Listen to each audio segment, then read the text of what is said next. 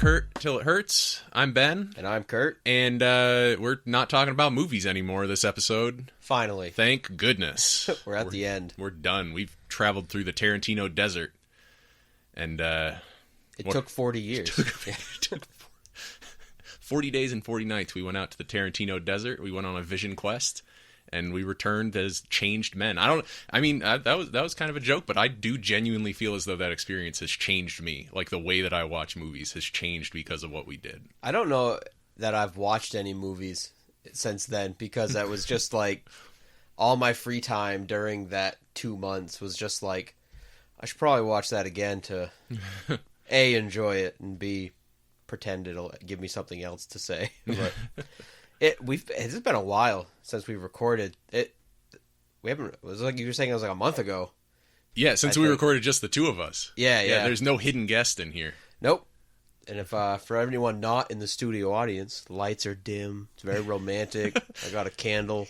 Not between us. It's off to the side because we're worried we'll knock it over. Right, ambient. Mm-hmm. Speaking of fires, though, I recently invested. Not that anyone cares.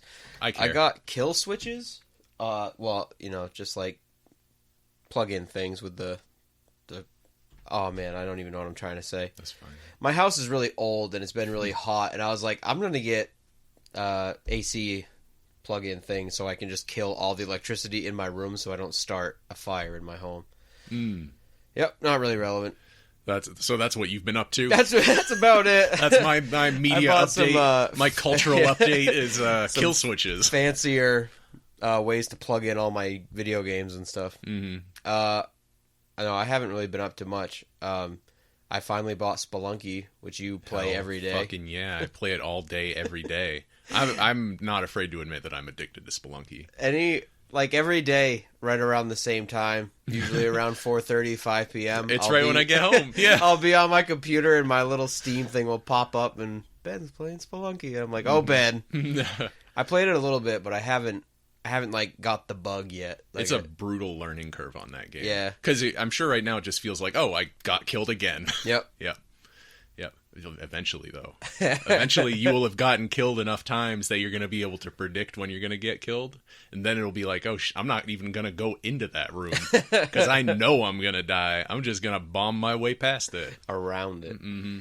I shouldn't even mention this because I have nothing to add to it, but I just want to note that E3 happened. Yeah, shit. Why aren't we doing an E3 special right now? Wait, I know. It's because E3's a stupid fucking racket. Yeah, and I like E3. I like E3. I was talking about this the other day. Games as much as I used to, unfortunately. Oh, give me my E3 minute real quick. Yeah, all right? Please. E3. I was talking about this the other day, so whoever's listening to this, if I was talking about this with you, I apologize because you're going to hear the same shit again. Do you have nostalgia for E3? No. Like from when you were young at all? Because I have powerful nostalgia for E3 because that was, I don't know, maybe I was more into video games when I was younger. Yeah. But that was always the place when I knew what to get excited about, right? It was like June would roll around and they'd show off all the video games and then I'd get really excited about it. And then I'd play those games in the fall or whatever, the summer or fall of next year. Fine. It was great. It was a big part of my childhood and I looked forward to it every year. So part of me still looks forward to E3 every year. But I also know that the games that are getting shown at E3 are not the games that I'm actually going to be excited about when they come out. Because, I'm 100+ hours deep into Spelunky. Spelunky never got fucking shown at E3, right? Spelunky was made by two people without, corporate backing. Posted on a forum at first. I don't know. It's this weird thing about video games. Video games have fundamentally changed. I think we spoke about this a lot recently because we were talking about Spelunky was one, and then Minecraft and Stardew Valley were ones that I've played where you just have these giant corporations that used to make games, but now it's so much easier for two guys to make a game that you don't necessarily need all that. It's doing, the internet's doing to everything but it just makes me think of how music sharing changed when the internet came around. You're not going to concerts and trading cassette tapes anymore because you can just put it on the internet on SoundCloud or Bandcamp, and then people in Russia can listen to your band. And I think the same thing's happening to games. It's just so much easier for people to independently make them that what are the what do the big heads have to say at this point, really? Mm-hmm. And it's like, oh, not much. We know you want the new whatever game. Fucking Call of Duty. Yep. Call of Battlefield. Yep. Yeah. Metroid Prime 4, though. Really? I What? think no. There's a new Metroid game. I don't know if it's Metroid Prime. I don't know. I don't know. I don't fucking know. I don't read the news. I didn't watch any of it. I don't play Nintendo games anymore. I should. Like, I keep hearing they're really good, but like there hasn't been a good Metroid game since Metroid Prime. I'm gonna say, Metroid Zero Mission's pretty good. We'll have our Metroid episode someday. I won't be able to contribute much to it. Yeah, you're gonna play all of them. In between a 2-week period of episodes. Yeah, we'll have 2 episodes where we play half the games first, and then the other half. Each episode will be 4 hours long. It's gonna be a nightmare. I don't even know which Metroid, like how the Metroid games rank, but I will tell you, so I don't know if this is good or bad, but the one I've easily played the most is Fusion. Metroid Fusion gets a lot of shit from people, and rightfully so. It's not as good as the other ones. Yeah. I still love it, though, is the thing. The thing about that, though, is that it kind of ties into Animal Crossing. Good. Which, I don't know, I guess we haven't said. That's kind of what we're talking about today. Yeah, that's our topic today. God, we fucking blew this. No. Yeah.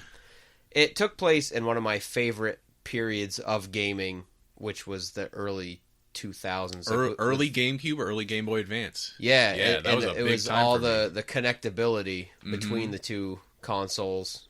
And get your link cable out. Yep. We're going to talk about link cable when you get to Animal Crossing. We sure are. Yeah. So anyway, what else have you been up to? Man, not a lot. So I'm going to do my check-in with Nier Automata again. Okay. I haven't played any more Nier Automata, but you remember how I said I got a new graphics card to play Nier Automata better? So I could see like those hot Android bodies so much clearer and turn the anti-aliasing on so that they don't look as jaggy. Believe it or not, I do remember that. You remember that exact sentence? Yes. When I said it? Their bodies. They're hot bodies. Bodies. They're Android hot fucking abs. The graphics card that I put in basically broke my computer. Oh, yeah, I didn't know that. Yeah, no, I haven't talked about it. It was because of something I did, and it didn't break it completely, but I did have to like reinstall Windows, which sucked. So like pretty broken. Pretty fucking broken. Broken to the point where I would try to turn it on, and it would start to turn itself on, and then it would say, "Whoops, yeah, something went wrong." Like I couldn't even get to the start menu, or I couldn't even get to the desktop. I couldn't even boot into safe mode. Right? Like, you broke your computer BIOS so bad it didn't even know it was a computer anymore. Exactly. Like that's one step below it just not being a computer anymore. Yeah. It's like second worst. This is just a shitty paperweight now. This is just a door proper opener. There's a word for that, isn't there? Doorstop. Yep. Anyway, I fixed it because I'm a boss. I just had to reinstall Windows. So what are you going to use for a doorstop now? I don't know. I'll continue using what I had been using as a doorstop. Books I don't like. Oh, good. Yeah. Fill in whatever name of whatever book you think I wouldn't like there. I don't want to finish that joke in case I offend one of our listeners. Anyway, that's pretty much what I've been into. What have you been doing? Not much. I've just, like I said, I got Spelunky, but I haven't really been bitten by it yet. I've been rocking the Tony Hawk, as you saw, which is... I shouldn't even say that out loud because I'm like ashamed. It's just one of my go-to like. Why are you ashamed of Tony Hawk? Because I've played it for like 80,000 hours. Nah, man, Tony Hawk is perennial. Tony Hawk's a great game, no matter what year it is. I can, I've gotten worse at it. Like I at one point I was so good at it, except for the last level where it's actually impossible. I could get all the tapes in one run for each level. Damn. And I can't do that anymore. So. There's just all more reason to keep playing it. But I've told you about my Tony Hawk history, right? I don't remember. So I like rented the N64 versions of the like real Tony Hawk games a couple times. Mm-hmm. But the Tony Hawk game that I have played for like dozens of hours and that I know inside and out and that like I can do that. I can like get all the I can get the tapes and I can get the skate letters and shit basically just from memory. Is the Game Boy Advance version of Tony Hawk's Pro Skater 2. Ooh. Yeah, right? That's what a lot of people say. That game's actually great. I don't know if it is, Ben. Have you played it? I've played that game. Yeah, maybe it's just great because it was like I was like 11 and the Game Boy Advance came out and it was like that and Castlevania. I think I still have that game. Yeah, I don't know. When you're a kid and it's like all you have, you get good at it. Yeah. You know that experience. I think for me it was like I was very familiar with Tony Hawk games, and I liked Pokemon a lot. So when I tried it on Game Boy Advance, I was like, yeah, this is dumb. And then I just played Pokemon and then played Tony Hawk on the console. I think you played the real, like, good version of Tony well, the Hawk. medium version. The N64 version is a lot lacking compared to the PlayStation version. Does it not have the whole soundtrack, or what's That's the deal? like the biggest noticeable difference, but there's like, I mean, I don't really care about like blood and stuff, but there's less like less blood when you wipe out, and the music's all edited down. Yeah. But the thing that I like about the N64 version is that I have never been a fan of the PlayStation controller. Yeah. And I think the N64 has a great controller. I think it works great with Tony Hawk. It does. Yeah. I use the D-pad, weirdly enough. That is weird. Yeah. You shouldn't do that. The D-pad is vestigial on the N64 controller. It's an evolutionary thing. It's not meant to be there. Though if you want to play Mischief Makers, a great N64 game that we need to do an episode about someday, if you want to play Mischief Makers, you got to use that D-pad. I guess I'm just a relic from the from a bygone era. Yeah, I'm so used to the Super Nintendo. Why would I use this analog stick? The worst part is that Tomfoolery. like makes sense because on the GameCube, like the D-pad was even like smaller. Yeah, and more it out of kept the way. getting smaller and smaller. Yeah. But other than that, I've been listening. Okay, so the last episode we did, the day before we recorded it, Gucci Mane and Lil Yachty had put out an album on the same day, and I'd listened to like half of each one, but I didn't really have much to say about it. And the more I think about it, the more I texted you a few days later, and I was like, I think we have to talk about this. Yeah, hell yeah. And I'm glad that you listened to both too. I am as well. So as much as this is going to be, I don't want to say as much as this is our main focus today is going to be like farm sim game. This is a sidebar. But I think we need a little discussion about trap music. Hell yeah. Which I'm pretty sure we're the only podcast so far this year that has a Harvest Moon / trap music episode. I think ultimately that's going to prove to be either our greatest strength or our downfall is the like weird variety of shit. Because there's probably like one person out there who would be best friends with us and is going to listen to this podcast, but everyone else is going to be like, well, I'd like to listen to a podcast about Animal Crossing, but I think trap music is misogynist. If you like Harvest Moon, skip to the 30-minute mark. If you like trap music, turn it off at the 30-minute mark. If you like trap music, you're in the right place. You're right where you belong. So you listened to both DropTopWop by Gucci Mane. #DropTopWop. And Teenage Emotions by Lil Yachty. Yep. Yeah, I did. What are your initial reactions? My initial reactions to both. Well, my initial reaction to DropTopWop was that I loved it. Mm-hmm. And my initial reaction to Teenage Emotions was that I loved it. Okay. All right. Both of those did not stay. I have cooled on both of them. My opinion of both of them has gone down as I've listened more. But the one that has proven more enduring has definitely been DropTopWop. Okay. Teenage Emotions, I don't think I'll ever listen to again. Yeah. DropTopWop, there are like 3 songs that I'll probably listen to pretty regularly. I guess I didn't even think about there's a lot of assumed knowledge here, and I guess that's not fair. Yeah, that's true. Maybe people don't know what the fuck we're talking about. Lots of music comes out every year, and I'm not just drawing comparisons between these two albums because they came out on the same day. Lots of music comes out on the same day. I guess the most important aspects of these two artists is that they're both trap artists. How would you define trap? I literally don't even know. Well, what is the trap? It's just it's the set, man. Yeah. What's the set? It's the fucking trap. It's the trap, man. I literally could not even give you a good answer of what trap music is. It's a subgenre of rap music that what does it focus on usually? The trap. The trap. What is the trap? I think it usually focuses on, I would say, the drug violence. It's kind of like the new gangster rap, I think, with a lot of hi-hats. That's I should have really thought about that. I don't know. Yeah, I guess I should have also. This question only occurred to me just now. But yeah, it's would you say that trap music is associated, and this is a question I don't even know the answer to, would you say that trap music is associated with Atlanta, with the Atlanta rap scene? Southern hip-hop, for sure. Southern hip-hop kind of gave birth to trap music. And farther question, would you say that Gucci Mane is essential to what trap music is? Gucci Mane is certainly a pioneer of trap music. I would also argue that like Lil Wayne is a pioneer of trap music. Okay. I think Lil Wayne's probably more like a godfather of trap, and Gucci Mane is probably the first artist that's like, I think, that called it trap music and has an album called Trap Music, I think. Okay. So the kind of the big things to point out is they both Yachty and Gucci are from Atlanta. Yachty's from Atlanta? Yep. I thought Yachty was from Minnesota. He went to college in Minnesota. Oh, okay. And then he, like, for a semester. Yachty didn't go to college. And then he dropped Yachty out. dropped out of high school, I'm pretty sure. Oh, did he? Yachty is 19 years old. Yeah, I thought he went to college for like a semester and dropped out. Did he? I think so. I thought he dropped out of high school. I don't know.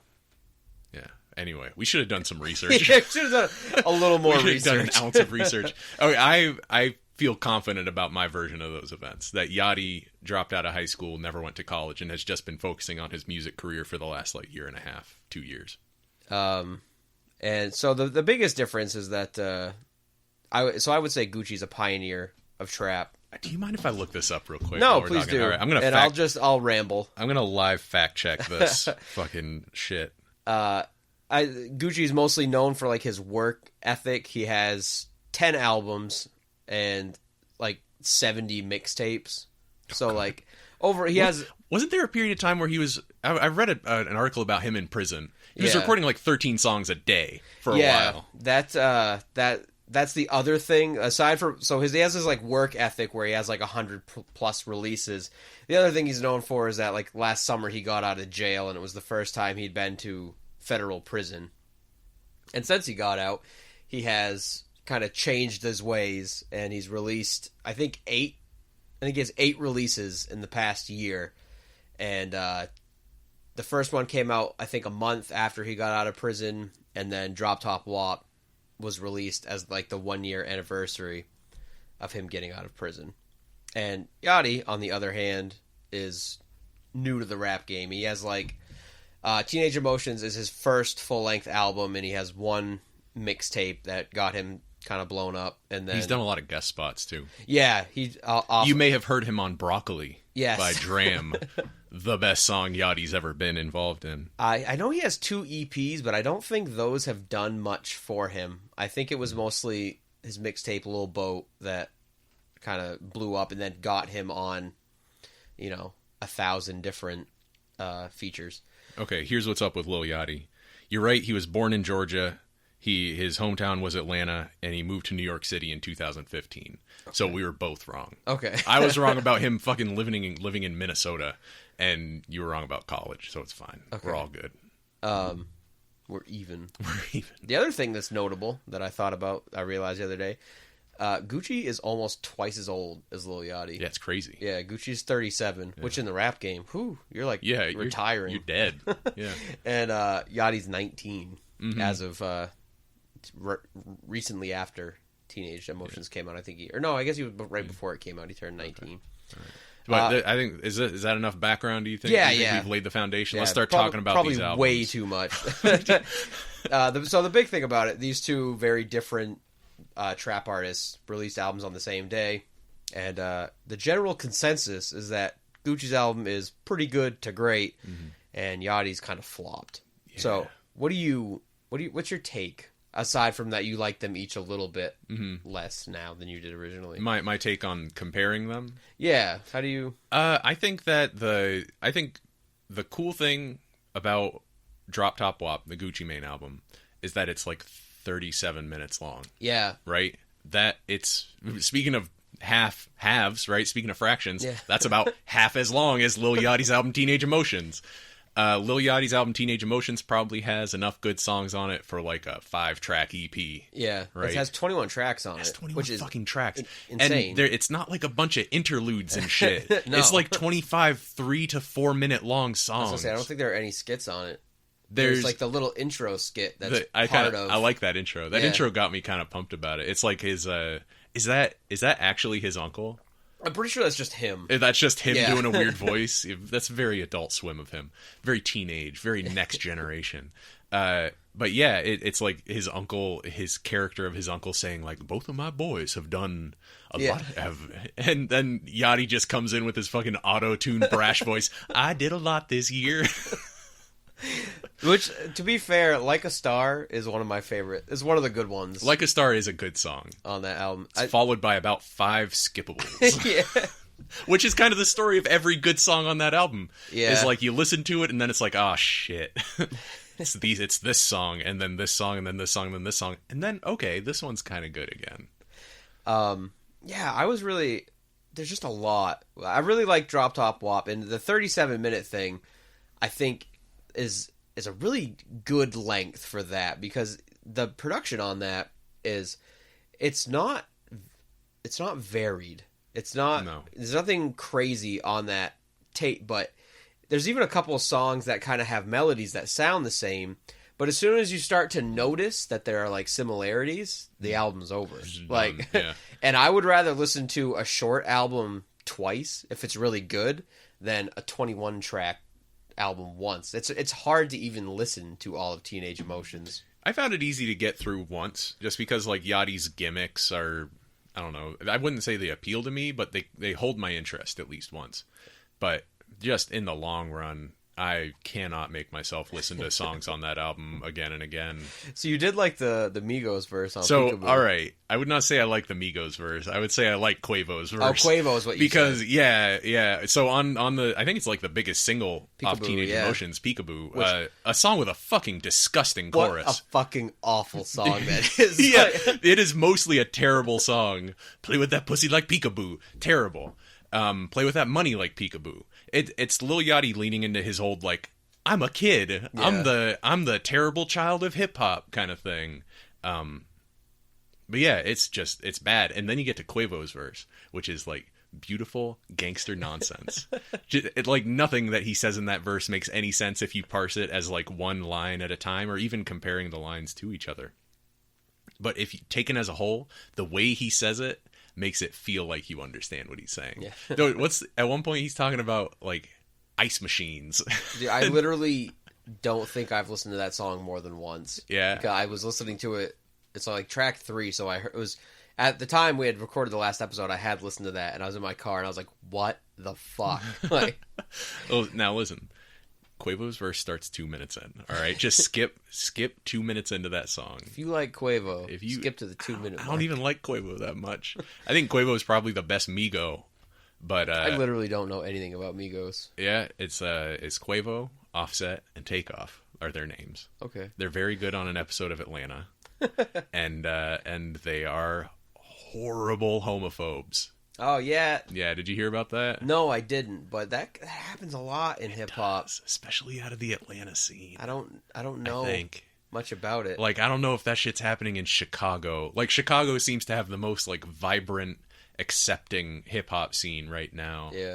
And then Atlanta is, like, the dark mirror opposite of that, where it's like, yeah, we still call women bitches and we don't regret it. Yeah. We're not sorry. It's weird. Especially I've noticed it with a lot of. We may have even talked about this before, but when you listen to older rap artists that put out new material, they'll still say stuff, and they'll drop the F-bomb and not the fuck bomb. Yeah, no, the other F-bomb, and you're just like, ooh, Raekwon, come on, man, it's 2017. Yeah, I know you've been in the game for a long time, and I would never disrespect you, but you can't really say that anymore. You gotta know the game has changed, bro. It's not selling bass out of your trunk anymore. Oh, man. But, okay, so we both agree that Teenage Emotions is kind of a flop, right? Yeah, I think technically it didn't flop. Like, it did well?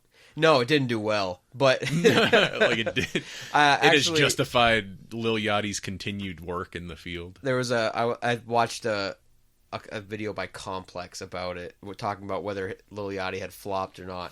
And I think the projection numbers were like anything under 40,000 sales would be a flop, and he sold like 46,000 sales. Okay.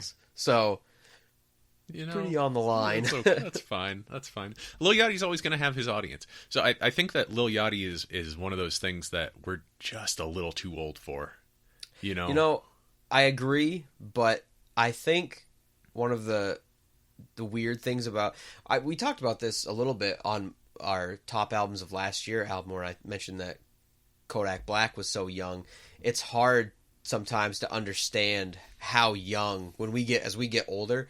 It's hard to see somebody that's 18 be like famous rapper, because you're like, God, you're just a kid. Like, how are you gonna handle this fame? Yeah, you've been rapping since you were 11. Like, how? Yeah. But I think the internet is pretty divided on Lil Yachty, whether they get the joke or people just think it's awful.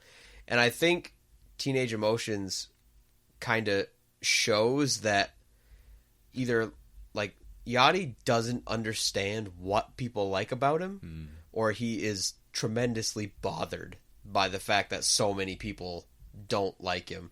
Because I think people really like the cheesy singing and the completely overdone auto-tune. And there are so many examples of him just trying to go hard on Teenage Emotions, and you're just like, stop. I think that's stop. I think that's the story of Teenage Emotions. Definitely, I think that's the takeaway from Teenage Emotions is like Yachty. The what? It's probably 5 or 6 songs where he does like the Lil Yachty thing. Yeah, the like overblown auto tune, the like lyrics that are, I don't even know quite how to describe like a really good Lil Yachty verse. Yeah. It like gets you into this weird groove where he's saying disgusting shit, but he's saying it in a way that kind of makes it funny, But most of the time on that album, he's trying to make normal, what he seems to think of as normal rap music. Yeah. Normal trap music. You kind of have this like, well, if people are so mad that I'm not a rapper and I'm not verbose, then I'll be a rapper. And you're just like, no, man, because you're not very good at it, and that's not why we like you in the first place. The other story of Teenage Emotions is that Yachty doesn't know what a cello is. Yes. Oh my God.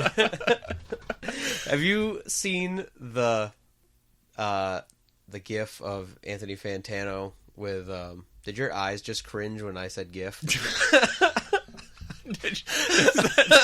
I think I just had a microaggression towards you. Please, Curtis, it's jife. I cannot say jife. You can't say jife? You can't say jife with a straight face? What are you doing on the internet? I don't know if we can get into this is a whole other episode, the linguistics of the internet. A word that you only type or read for 4 years, and then you find out there are a dozen different ways to say it, and just pick your favorite. But anyway, Anthony something. I can't say his last name. I think it's Fantano. Okay, and it's a loop of it's an audio GIF. What? That's a video, Curtis. Is it? Okay, sure. Is that an audio then GIF? Like a Vine, like where it just plays over and over again. Okay, it's 2 seconds long. I gotcha. Where his review of Teenage Emotion, where he just keeps saying, except Squidward plays the fucking clarinet. Yeah, right. Yeah, because that was Yachty's justification, was he always thought that Squidward played the cello.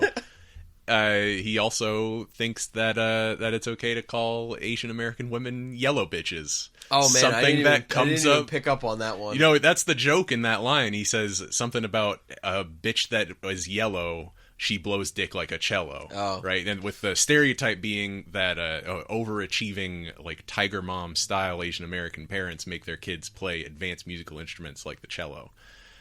And man, it pisses me off that aside from him being wrong, I'm like, that it actually works on a level that, I mean, it's fucked up. Yeah, it's a stupid thing to say. It works on it. It makes sense though. Like, it is like a coherent joke. Yeah, like I didn't even pick up on it. It is technically funny, as we've. It's not even technically funny because it's so offensive and so fucking ignorant that like I don't think you can even call it technically funny. But it is technically a joke. Like there's a setup and then a punchline. Yeah. But yeah, that's the joke there. I forget what the fuck I was saying. Lil Yachty doesn't know what a cello is. He thought the cello was a woodwind instrument. So like the fundamental, it's been a while. I guess I'm so fascinated by this because it's been a while since I've seen someone fail so hard at a joke on a rap album. You're used to like somebody having done some research about like a line that sounds a little off like that. It reminds me of like when you listen to like Lil Wayne, and sometimes he'll just say some shit that just does not make sense, or just like, really, like you rhymed witness with shit piss, like, come on. It's like a peek direct. It's like he opens up his brain for you and just lets you look inside. It's like, oh, there is no filter on this right now. Lil Wayne, this is just some stuff that Lil Wayne thought probably right as he was waking up. He had that line in his head from whatever shit he was dreaming about. I was gonna say, yeah. So I mean, I don't really know what the point of that was. I just thought it was like something worth talking about, I guess. Yeah. But I think you nailed it though. With like there maybe like there are a handful of good songs on this album. Not even like great songs. No, I think the album I feel like it's like a 3 out of 10, and like literally if you just removed 10 songs and not even changed the other ones, it'd be like a 5. Like and that's hard to make an album that's so bloated and has so many awful spots that it could just getting rid of some of it would drastically improve. You know that's impressive. Almost. You know who else did the same thing though, and he's kind of in the same cohort as Lil Yachty. But like, I don't know if you've listened to much Tyler the Creator. Not much of him. I haven't been listening to his stuff recently. It seems like he's kind of changed his tune and like gotten happy, which is great. Like great for him. I think that guy seems cool. And I'm glad that he's not depressed anymore. But when I like started listening to him circa 2011, 2012-ish, he was putting out these albums that were like really dark shit. Yeah. You know? He was, I think, I don't know this officially, but I think he was one of the first guys from that like wave of like sad rap. Like Tyler the Creator, Danny Brown, like Earl Sweatshirt. Yeah. And Tyler and Earl Sweatshirt are associated. Are they? They're both Odd Future. Oh. Yeah. Yeah. Hey, we could do a whole episode about a fucking Odd Future. I'll have to pick out highlights for you because there's no fucking way we're gonna listen to the entire Odd Future discography. But he put out some albums that were like they were better than Teenage Emotions. I don't want to put them down there, but they were like 6 out of 10. But if you they're these like hour and a half long albums. If you took off 45 minutes of that, you had like a good 8 or 9 out of 10.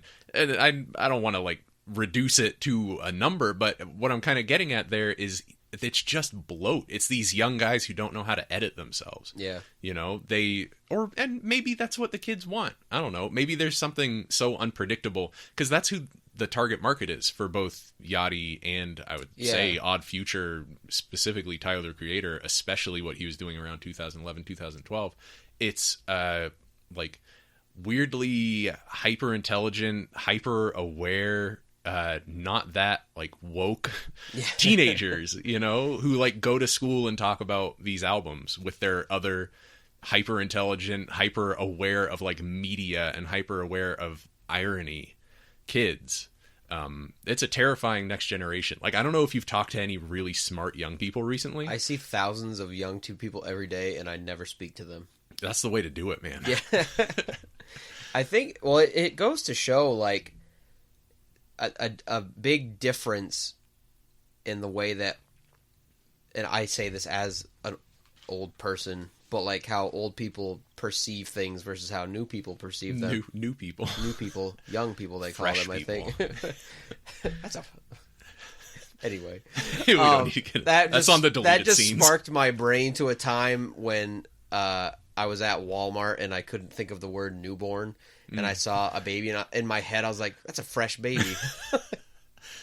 Anyway. I almost feel like when Lil Yachty was recording his album, like, people around him were like, man, this fucking sucks, but this is what the kids like nowadays. Like kids are into irony. Like, and just didn't know that it actually was bad. Actually bad. Like, but I think the big thing, like, the past couple of years, one of the big things with hip-hop has been trying to get people to recognize digital sales and streaming sales. And, you know, last year, Frank Ocean put out Blonde, and they were like, you know, a big thing. It was the first time, was it the whoever RIAA. Yeah, they do that? they need to maybe. They're the ones who certify, or like Billboard or something. Yeah, and needing some to industry group needing to recognize digital only sales and stuff. Yeah, because that album was huge. And I think that maybe, and hopefully I'm wrong, but maybe not. If I'm wrong, I guess I don't hope I'm wrong. But I think that an older way of looking at music is that an album is like a whole piece of art with a theme and a subject, I guess. And I think now new artists are just like, no, we just want like a bunch of bangers. Like, and I think that might be kind of what is so weird about this album is that I think it tried to have that theme of teenage emotions, and it's just like 21 songs like that have nothing to do with each other. Yeah, it doesn't flow in any way. It's not there's no arc to it. Yep. But anyway, we talked about that for too long. Where are we on We're time? fucked, dude. We're not gonna 35 minutes. 35 minutes. Oh shit. Do we want to get it any deeper into Gucci Mane? I want to. I got all these fucking notes here. Shit. Okay, give me your top 3 favorite songs off DropTopWop. I don't know. It's okay if you don't know. I don't know the names of the songs because I just like put it on play and listen to it. Okay. The first track, I think that is a fantastic. The 5 million intro. Yeah, I think that's a fantastic hook, and it kind of plays to the joke that Gucci Mane, I don't know if you knew this, for the year or so that Gucci Mane was in federal prison and not releasing anything, he made $1 million in jail that year. And I just really love, I think there's like, it's one of my favorite like intro songs. See, another one of my favorites is also by him, but on Everybody Looking, the Can't Sleep or whatever. Okay. Fucking great. Yeah. He really knows how to like do the intro, the hyped intro. Yeah. Also, Her to N-Words Feelings. Yep. That's a great one. And Helpless is that hook. Gets stuck in my head. You like that one? Good. I really like that one. What about you, though? I don't have any crossover with you. Oh, wow. What is this, a 10 or 11 track 8. album? It's like... I think it's only 8, isn't it? No. It's maybe 8 or 10. 1, 2. It's the intro, the freestyle, the Hurt Feelings, Helpless, Met Gala, Finesse the Plug. That's a catchy Finesse the one Plug right is there. a really good song. Dance with the Devil, a song that I do not like. Both Eyes Closed, Bucket List, and Lost for Words. Those are all the tracks on the album. My highlights from the album, and I swear to God, we're going to move on from this so that we can talk about video games. My highlights are Met Gala.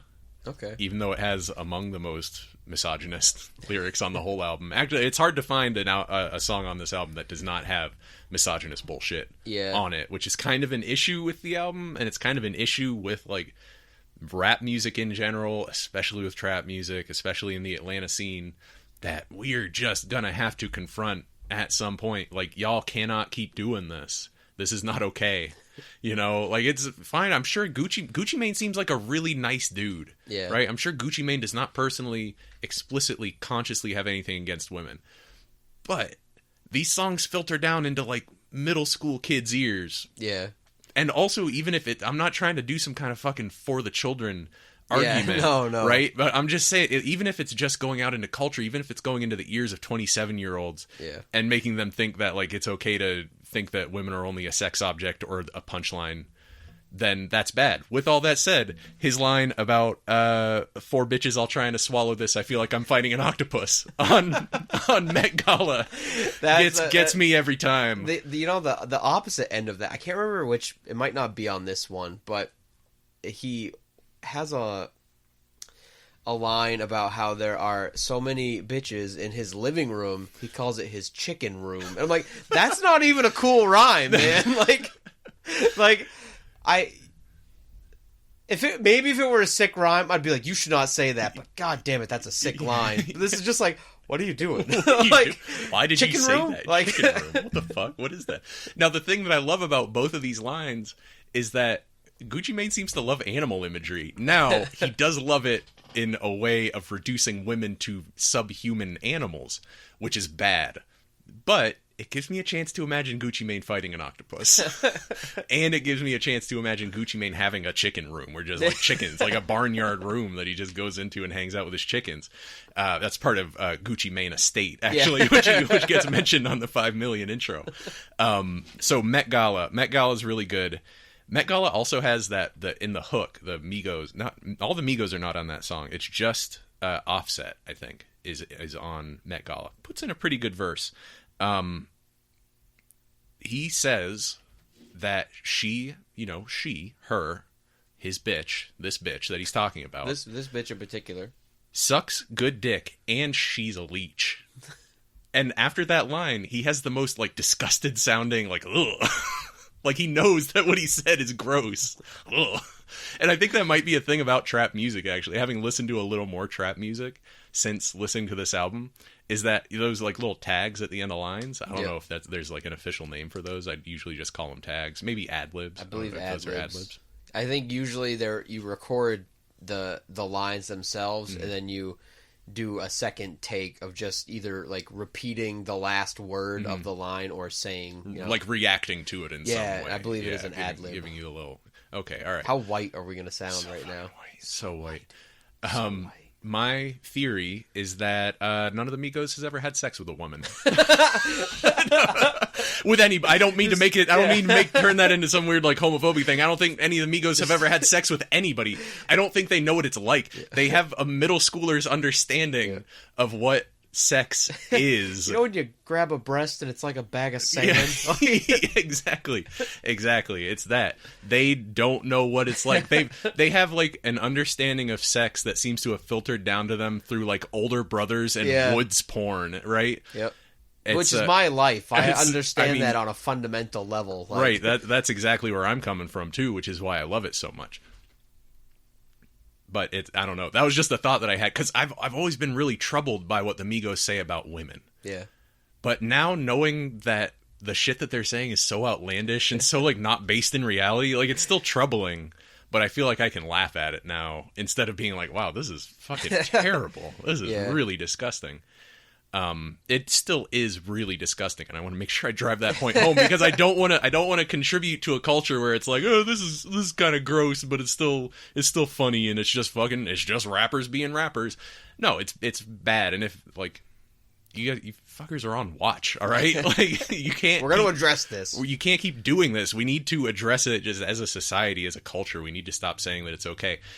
There need to stop being like rap album reviews that don't call out misogynist lyrics expressly. The most I see is that I have seen a few how should I say, I've seen a few reviews. I think MF Doom comes to mind, and I can't think of another example, but I can think of one with MF Doom where it's not like they're looked down upon for using these things, but it's just like with the case of MF Doom, it was like, this is so generic, you're better than this, like, why are you doing rhymes, like, misogynistic rhymes, we know you're not like that, like, so I think we're moving in the right direction with it, but who knows. We're going to talk about this more on the next episode. As a sidebar, I don't want to say it on the podcast, but speaking of trickle-down knowledge, you'll have to remind me to tell you how I thought sex happened when I was a little kid. You don't want to say it on the podcast? I don't want to say it on the podcast. But you do want people to speculate about what you're going to tell me later. Yeah, I want you guys to stay up wondering what a bunch of, like, 5th graders led a 2nd grader to believe. Anyway, my I'm very excited. Oh, what were you? My other shit that I want to talk about from this album. Please. All right, I'm going to finish this off real fast. Both Eyes Closed, 2 Chainz on Both Eyes Closed has the single best verse on this album. Really? I believe that. 2 Chainz' new album from this year is really good. I have not listened to 2 Chainz' new album. It's called, oh god, Daniel San Necklace Dawn. Love it. That's exactly what I wanted 2 Chainz' album to be called. It's pretty good. Yeah, 2 Chainz is great. Then Young Dolph's verse sucks. Yeah. His talking about, like, she wanted me to hit it with my eyes closed. Yeah.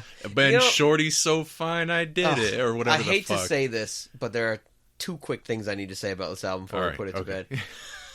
We're going to be talking about this for another hour. Related to that point, I've never listened to much 2 Chainz before his album this year, and he has a verse on Fly International Luxurious Art, which is Raekwon's album from a couple years ago, and it's one of the best verses on the album. And I remember thinking that I hadn't listened to 2 Chainz, but I thought he was just like a joke because I'd only heard like I thought that too until like Chance the Rapper came out. With, I forget what his song that he had like 2 Chainz and Lil Wayne on from Coloring Book. But 2 Chainz' verse on that song is also one of the best verses on Coloring Book. Yep. And luckily, I forgot what my second thing was, so I guess we don't need to talk about it. What were we talking about?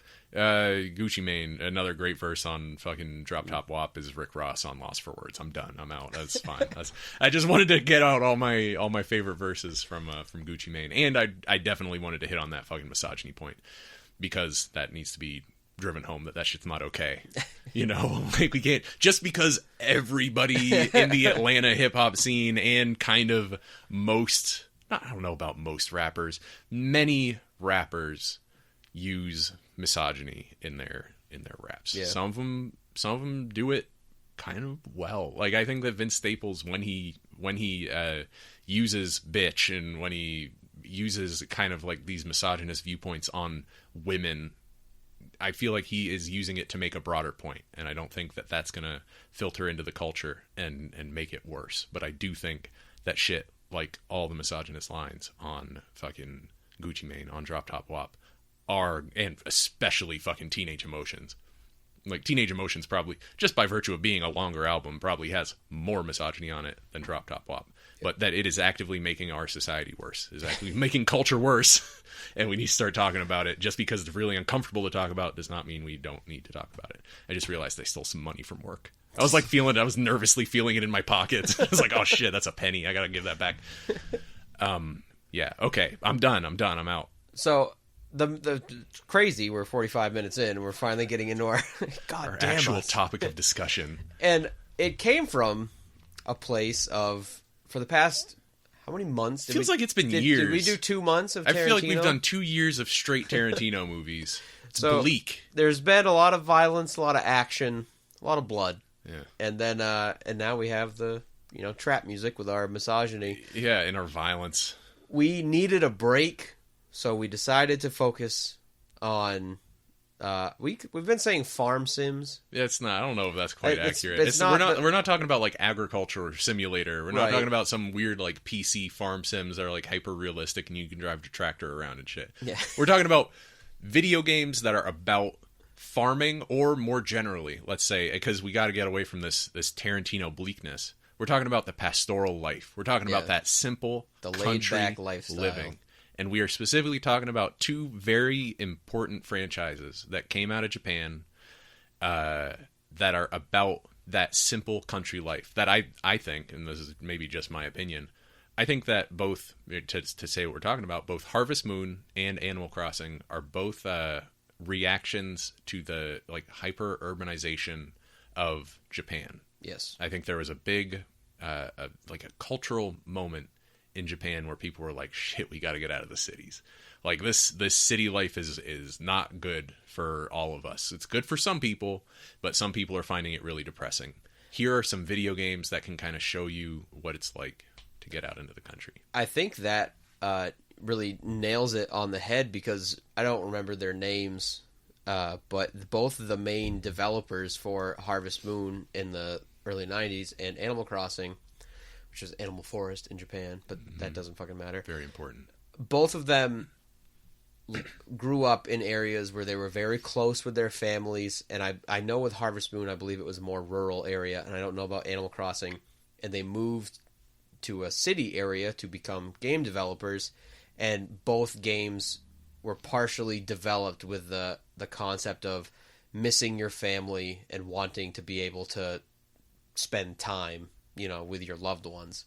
Mm-hmm. So I think that really, nails where it comes from. And I think even if you don't have, I think anybody can really enjoy any of those sim games. We're focusing, like you said, on Harvest Moon and Animal Crossing, but the Sim Cities,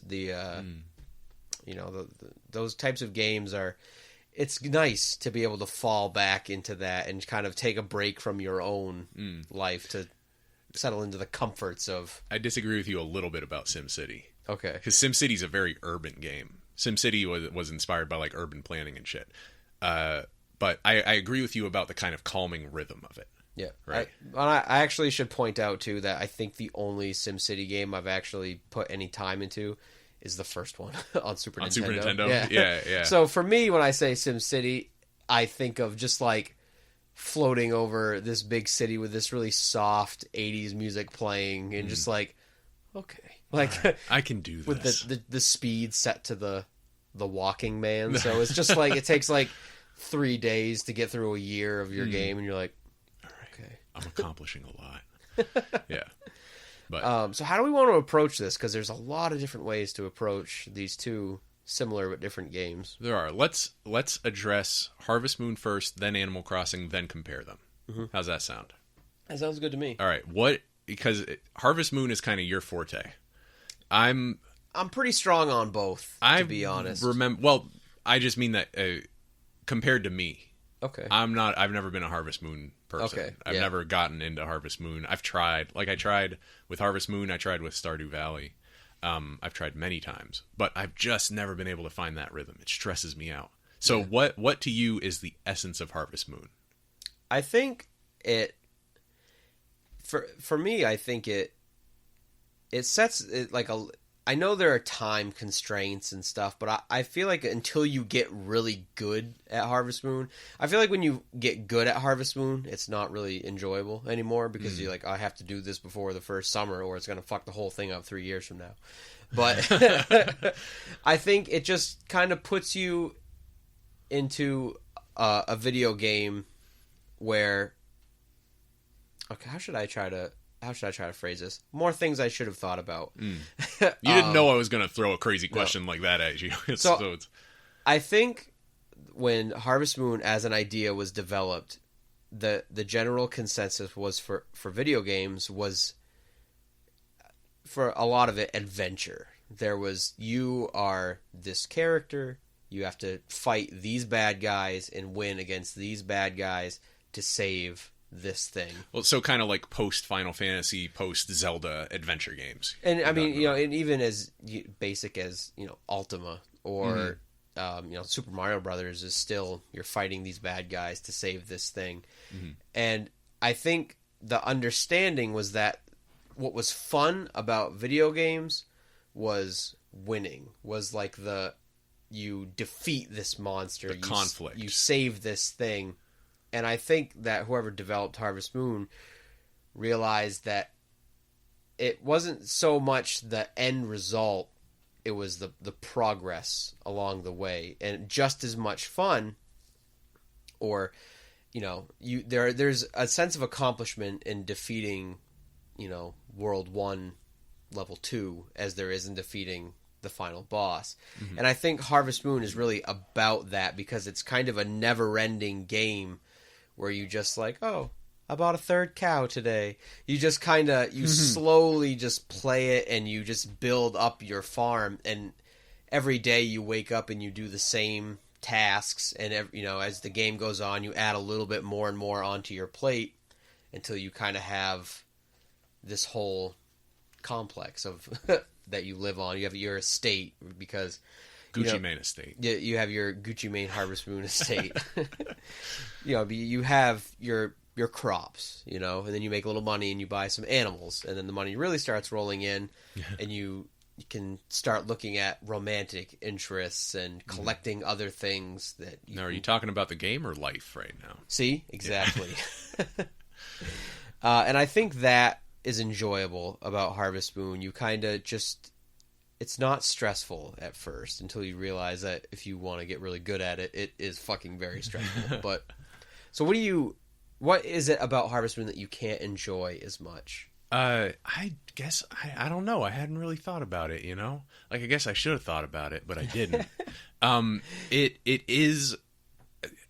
I think it's the fact that I can't approach the game without kind of knowing what it's going to become. Just because I never played Harvest Moon in the moment. I always played Harvest Moon after listening to people talk about what Harvest Moon meant to them. Yeah. And a lot of times I was doing that on internet forums, and on internet forums, people are not always great at selling you on a video game very well. They'll talk about their current experience of Harvest Moon. They won't talk about the way that they felt when they first started playing it.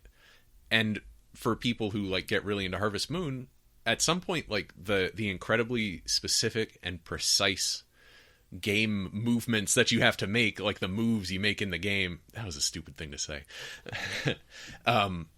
That becomes the joy at some point. Like if you're going to be a Harvest Moon player in the long run and like really get into it and really wring out all the fucking content that these games have to offer, then you kind of get, I don't know if I would call it like a prisoner complex, but it's like, oh, I've got to do this. I've got to do all this stuff now, and I'm loving it. Yeah. Right. Like one of my, and this is not to align you with the group that I just disparagingly like put down. But I remember we were hanging out one time in college with our friends, Zach and Darren, and we were all playing different video games, and you were playing Harvest Moon. One of the worst nights of my life. On the N64, right? Yeah. It was the N64 one. And you had this one thing that you wanted to do. Yep. It was like get a very specific ending, like the hardest ending to get. Yep. And you worked at it for like 8 hours? That day. You had been working on it that whole day, and then you got to the end and you hadn't done it. Yeah. You hadn't done it right. And there was no way to go back and fix it. But the fact that you embarked on that journey at all. To fail.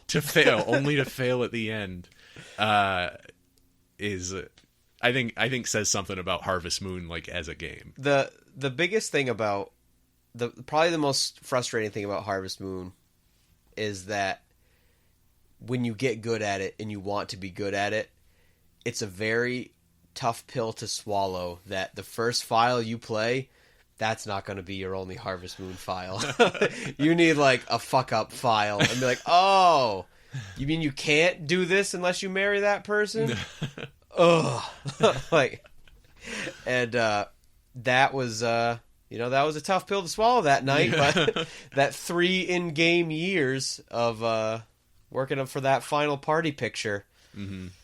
I was one character. I had one character, too few friends. Oh man, to do it. That's rough. I haven't done it since. Yeah, no, I can't imagine that you ever will. No, like, I think I will. You think you? One day, someday, yeah, on your deathbed. Just like today, when I was like, I think I'll play Tony Hawk. Sometime I'm like, you know what? I'm gonna pop in Harvest Moon 64, and it's like an addict going, relapsing. It's like, oh, and you just like, there's just the comfortable numbness of just sliding into it, and you're like, this is why did I ever stop playing this? It's like lowering. It's like the end of Terminator. It's like you're lowering into the lava. The thumb up. Yeah. I'm feeling good about what I'm doing right now. This is the right choice. I'm doing the right thing. Don't worry about me. This isn't a cry for help. Yeah. And all my friends are John Connor. Crying. Don't. No, Curt. We'll make it work. Play a new video game. I don't wanna. E3 sucks. Anyway, yeah, I guess that's why I've never gotten into Harvest Moon. Sounds awful. Yeah, it fucking sounds terrible. But there are things in my head that like define Harvest Moon. Like weirdly, the marriages. Yeah, that's the a relationship very big aspect stuff of it. defines it to the point where like when they took it out, there seemed to be an outcry about it, and that seems to be one of the things that people love about Stardew Valley so much, is that the relationship element is back in. Not only is the relationship element back in, but you can be a serial monogamist. You can burn through every potentially romanceable character in that entire game, romancing them just one after another. Yeah. I know it because I've seen my wife do it. Yeah, she loves it. She loves that fucking game. Yeah. I know in Japan, there is at least one Harvest Moon game where you can be gay. And that you can be gay also in Stardew Valley. You can marry whoever you want as long as they're an eligible bachelor or bachelorette. And I think there's one American Harvest Moon where you can, quote-unquote, marry a same-sex character, but they basically like call it like they don't call it... You guys are roommates. A best friend unionship. But like that's... Unionship. Uh-huh. Fuck. union. But that's what it is. But the marriage and family aspect of Harvest Moon is definitely one of the biggest aspects that sets it apart from Animal Crossing. Mm-hmm. But in a way, I think that Animal Crossing has that as well, because, and we're getting into the comparison now. This is all fucked up. Maybe this is a segue into Animal Crossing. I think it should be. It probably should be. What are we at? An hour, 10 minutes? Hour. Oh man, we're okay. We're fine. It's not going to be 2.5 hours. It's not going to be Let's 3 set hours. that down right now. One of the things about Animal Crossing is that it doesn't have that relationship element, but it does have the friendship element. Right. You know, like you become friend, not in the same deep and kind of preordained way that you do in Harvest Moon, which has like almost quest lines for characters, if I'm understanding it correctly. Certainly. They have, and most of this is based on knowledge about Stardew Valley filtered through my wife. But in that game, at least, you have specific things that you do for characters to kind of make a bar go up. Yep. Whereas in Animal Crossing, there's a different set of villagers in every town, and B, most of the relationship/friendship stuff has to do with like sending letters to each other. Yeah. And it's kind of the same for every character, but every animal villager's personality comes through their basic quest line. And I find those little animals' personalities to be fascinating and wonderful, and like I can't look away. The way that those characters are written is one of my favorite things about Animal Crossing. I think that the pace of Animal Crossing is very, very different from Harvest Moon in that Animal Crossing takes place in real time. Mm. So, I mean, you can cheat and you can go to your system settings and change the clock. But Mr. Rossetti knows. Yeah, and it's a fucking pain in the ass too. So like, it's very. So I never do it on my Animal Crossing file. Because why would you? Which I still play religiously. Do you really? I shouldn't say religiously because I take extended breaks, but right now I'm in the middle of a good. I'm like, I'm gonna be the best fucking mayor this town's ever seen. Town ordinance: plant flowers every day. You think Lisbon, Maine needs one of those ordinances? Yes. I don't know where I was going with that. You were talking about the pace, the relative pace of Harvest Moon versus Animal Crossing. You're welcome. So Harvest Moon, Animal Crossing rather, is great because you can play it and enjoy. It forces you to be laid back, which Harvest Moon comes off as this laid back. Oh, you're living in the country, but then it's like, but you're gonna do the same shit every day, and if you don't do it perfectly, you're fucked. Yeah, exactly.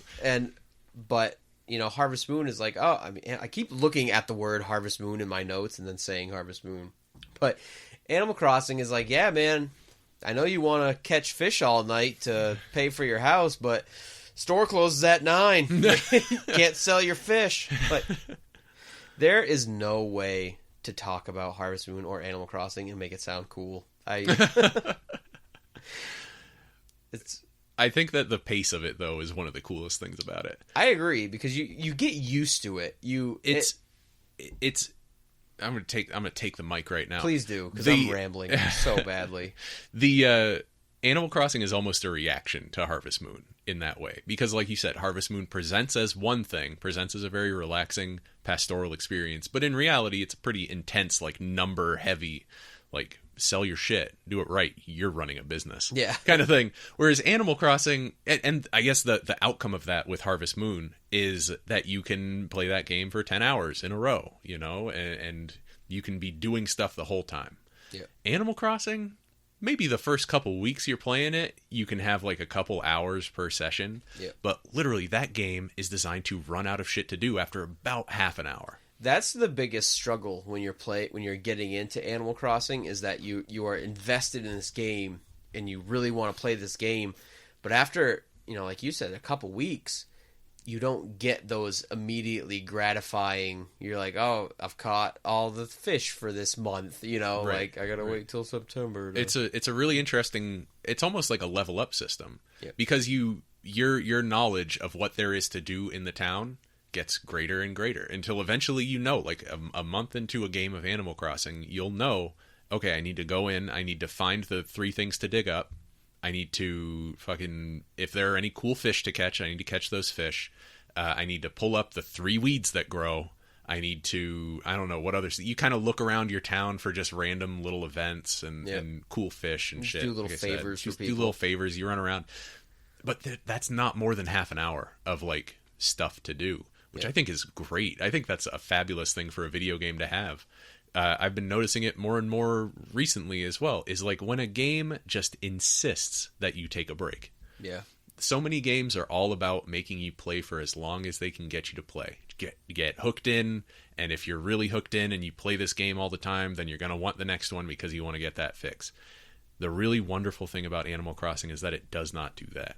It tells you, like, nah, this game isn't meant to be played for hours, and it shouldn't be played for hours, because you would get bored and you'll start to hate it. This game is meant to be played for half an hour every day or every couple days. Just jump in, do your stuff, have your fun, talk to your animal villagers, and then, fucking go outside. Yeah. And what's impressive about it, too, is that it still manages to get its hooks in you, and you still, like, for me, it's like every day at the same time, on my breakfast break. All right, let's see what's going on in Animal Crossing. Stores aren't open yet, but whatever. Right. And then, around when I take my lunch break, the stores have opened, so I can go and buy some shit. And then, right. It's like a second life that you can live, but like a simplified life that, in a way, Animal Crossing is a lens towards it. It like gives you a place to hone your values, because there are so many different things you can do in it. You could get really into dressing your house up. You get really into finding the coolest set of furniture that you can find. Or you can make your town theme song something really unique and cool, right? Or you can you can prune your villager selection and say, like, all right, I've got the best set of villagers right now. Not literally the best in that, like, they have the best stats or whatever. Yeah. Just the best as you don't in, like, get anything out of it. I like this elephant guy, and this, like, cheetah girl's really cool, so I'm gonna make sure they're my friends so they don't move out. But then sometimes they do move out. Yeah. It's like they send you a letter that's like, you were a good friend. I'm just moving on. I'm moving to another town now. Yeah. Bye. Strangely enough, because getting to know these fictional animals is like, this is going to be like one of the lamest things I'll ever say. It's okay. It's a very surface level friendship. A, it's not real. They are digital characters. They're video game characters. B, the characters are different, but there's probably like 12 archetypes that, character types where you can have a peppy person or a grouchy person or a lazy. And so there might be 200 animals that can live in your town, but they kind of all, you can have 3 that have the same personality traits. But then you give them all different catchphrases. Right. You give them all different swear words to say. Oh my God. Boy, howdy. And in New Leaf, you have to be creative because you can't make them say, like, they'll censor swear words. So you'll have to be like, dill hole. And you're like, dill hole works. Okay, cool. Like, but with that being said, even though those quote unquote friendships are on like a superficial level, I can remember a lot of the animals from my very first town on the GameCube in 2002 or whatever. And once in a while, one will move into my New Leaf town, and I'm just like, oh shit, it's Chief! Like, we go back! Like, you don't even remember me! Like, and it's strange that something as like we're almost 30, and we can... Don't remind me, Curtis. And we can have those relationships with fictional... Right. Like we're not... I don't want to make it sound like we're, like, mistaking them for, like, real people. Right. But those digital friendships feel special, And for a video game to give you that experience is pretty rare. It's like some people have that... the only thing I can compare it to is people who get really attached to, like, party members in old, like, Japanese RPGs. And, like, it feels like a real friendship. Yep. And, again, not mistaking it for an actual real-life friendship, but the fact that a video game can even offer a facsimile of a real human relationship is so, so cool. Yeah. Through these, like, very basic systems. Like you said, it's like 12 archetypes, and the modeling work on the animals is really cool. They each have, like... Even if they don't literally have unique personalities in that what they're saying is not unique, the way they look makes them feel very unique. I agree. And the thing that what also is so impressive about Animal Crossing is the ability to include other people and friends in it. The first one on GameCube, like I mentioned earlier, was one of my favorite times in gaming because of the connectability of, when you saved a file, you stored it on a memory card, and you could take that memory card and stick it in your friend's GameCube, and then that person could visit your town. And every Animal Crossing game they know that is one of the main appeals of their game. And every Animal Crossing game has taken that and improved upon it. In the first Animal Crossing game, you had your town, and another character, another friend of yours had another town. You could take their memory card, and each town is set up randomly, so they have different layouts, different fruit, which is so cool. We got to talk about that. They didn't need to do that. I think you had mentioned that before. I mentioned that on another podcast, or just talking to each other in before. real life or something. They didn't need to have so many, because it's a procedurally generated town. The river, there's always different elements. There's always a river. There's always an ocean at the bottom and a train track and train tracks at the top, and there's always a town office at the top, and there's always, I believe, Tom Nook's store is also always at the top. I feel like I've never had a Tom Nook store that's always at the top, and your house is always in the same spot as well. Yep. But other than that, sometimes there are two different levels, right? Yep. Sometimes you have a town with a waterfall. Yeah. You don't always have a town with a waterfall, but sometimes you get an island. Sometimes you get an island in there. Yeah. So like I was saying, the connectivity between towns. You have each town is different, so you get to go explore your friend's file, which is very strange. It's intimate. Yeah. And you get to see how they set their town up. Because it ends up being a little reflection of your brain. Yeah. And plus, you can have multiple people living in a town. Yeah. Right? You can have up to 4 people, living in a town. One file. And you can, go into your friends' houses, too, right? Yeah. You can't, move shit around, but you can look oh, shit. And growing up with a sibling, my sister and I both had Animal Crossing characters living in the same town, so I could go into her house and be like, what kind of shit is she finding? That was one of the most... I only got that experience with the first one because by the time the other Animal Crossing games had come out, I was the only one I knew still playing it, especially in my household. Isn't it because people see it as a little kid thing? Yeah, so I used to have to you had to plan shit. You had to fucking, oh man, I gotta fucking get up and go do this before my fucking little brother does. That's something else that I want to get to. Buy all the shit that's at the store today. I want to get to that later too. Yeah. And then I don't remember exactly. So in the first one, you could go to your friends' files, but they couldn't be there because their memory card had to be in your GameCube. Mm-hmm. And they've just slowly changed that to, when it was put on the Wii and the DS, then you could hang out with your friends in the same town. And now on the 3DS with Wi-Fi, you can visit strangers' towns in other countries. They can give you their friend code, and you can be like, oh, I'm going to go check out, this person's town. And the weirdest thing about that, I haven't really gotten into this, but, are you aware that people make, their towns centered around, a fan fiction? What? People will make it so, for example, there's... one file, it's a famous Animal Crossing town you can get the friend code and go to on your game via the internet, where the main house is set up like a hospital. Okay. And I think they have removed all the villagers from the town. Huh. So the role play is that you wake up in this hospital and you're in this ghost town, which is the complete so far from the idea and tone of Animal Crossing. I'm flabbergasted right now. I do not understand what's being said to me. People make their towns with the idea of being a tourist attraction with a theme. That's fascinating. And that's what Animal Crossing has turned into for some people. Yeah. And that's amazing. That's really cool. They're using Animal Crossing as a tool to make new art. Yeah. Which is one of the things that video games are cool for, is here are some constraints, right? Instead of being a set of challenges for you to live up to, here's just a set of constraints. see what you can make inside of these constraints. That's awesome. I didn't know that existed. I'm never gonna play it because I don't have a fucking 3DS. Maybe I'll watch a YouTube of it or something. You should just get a 3DS. I don't want a 3DS. I don't blame you. I don't know. It's a burden. I might get a Switch or something. I don't really want to Switch. It's fucking Zelda, dude. Damn it, computer. What just happened? I don't know. Are we good? My Outlook account settings are out of date. Sorry, everybody. Well, you better fix that right now. I think I should. The show. Hold on, guys. click. I'll just breathe really close to the mic the whole time. I don't really know what else.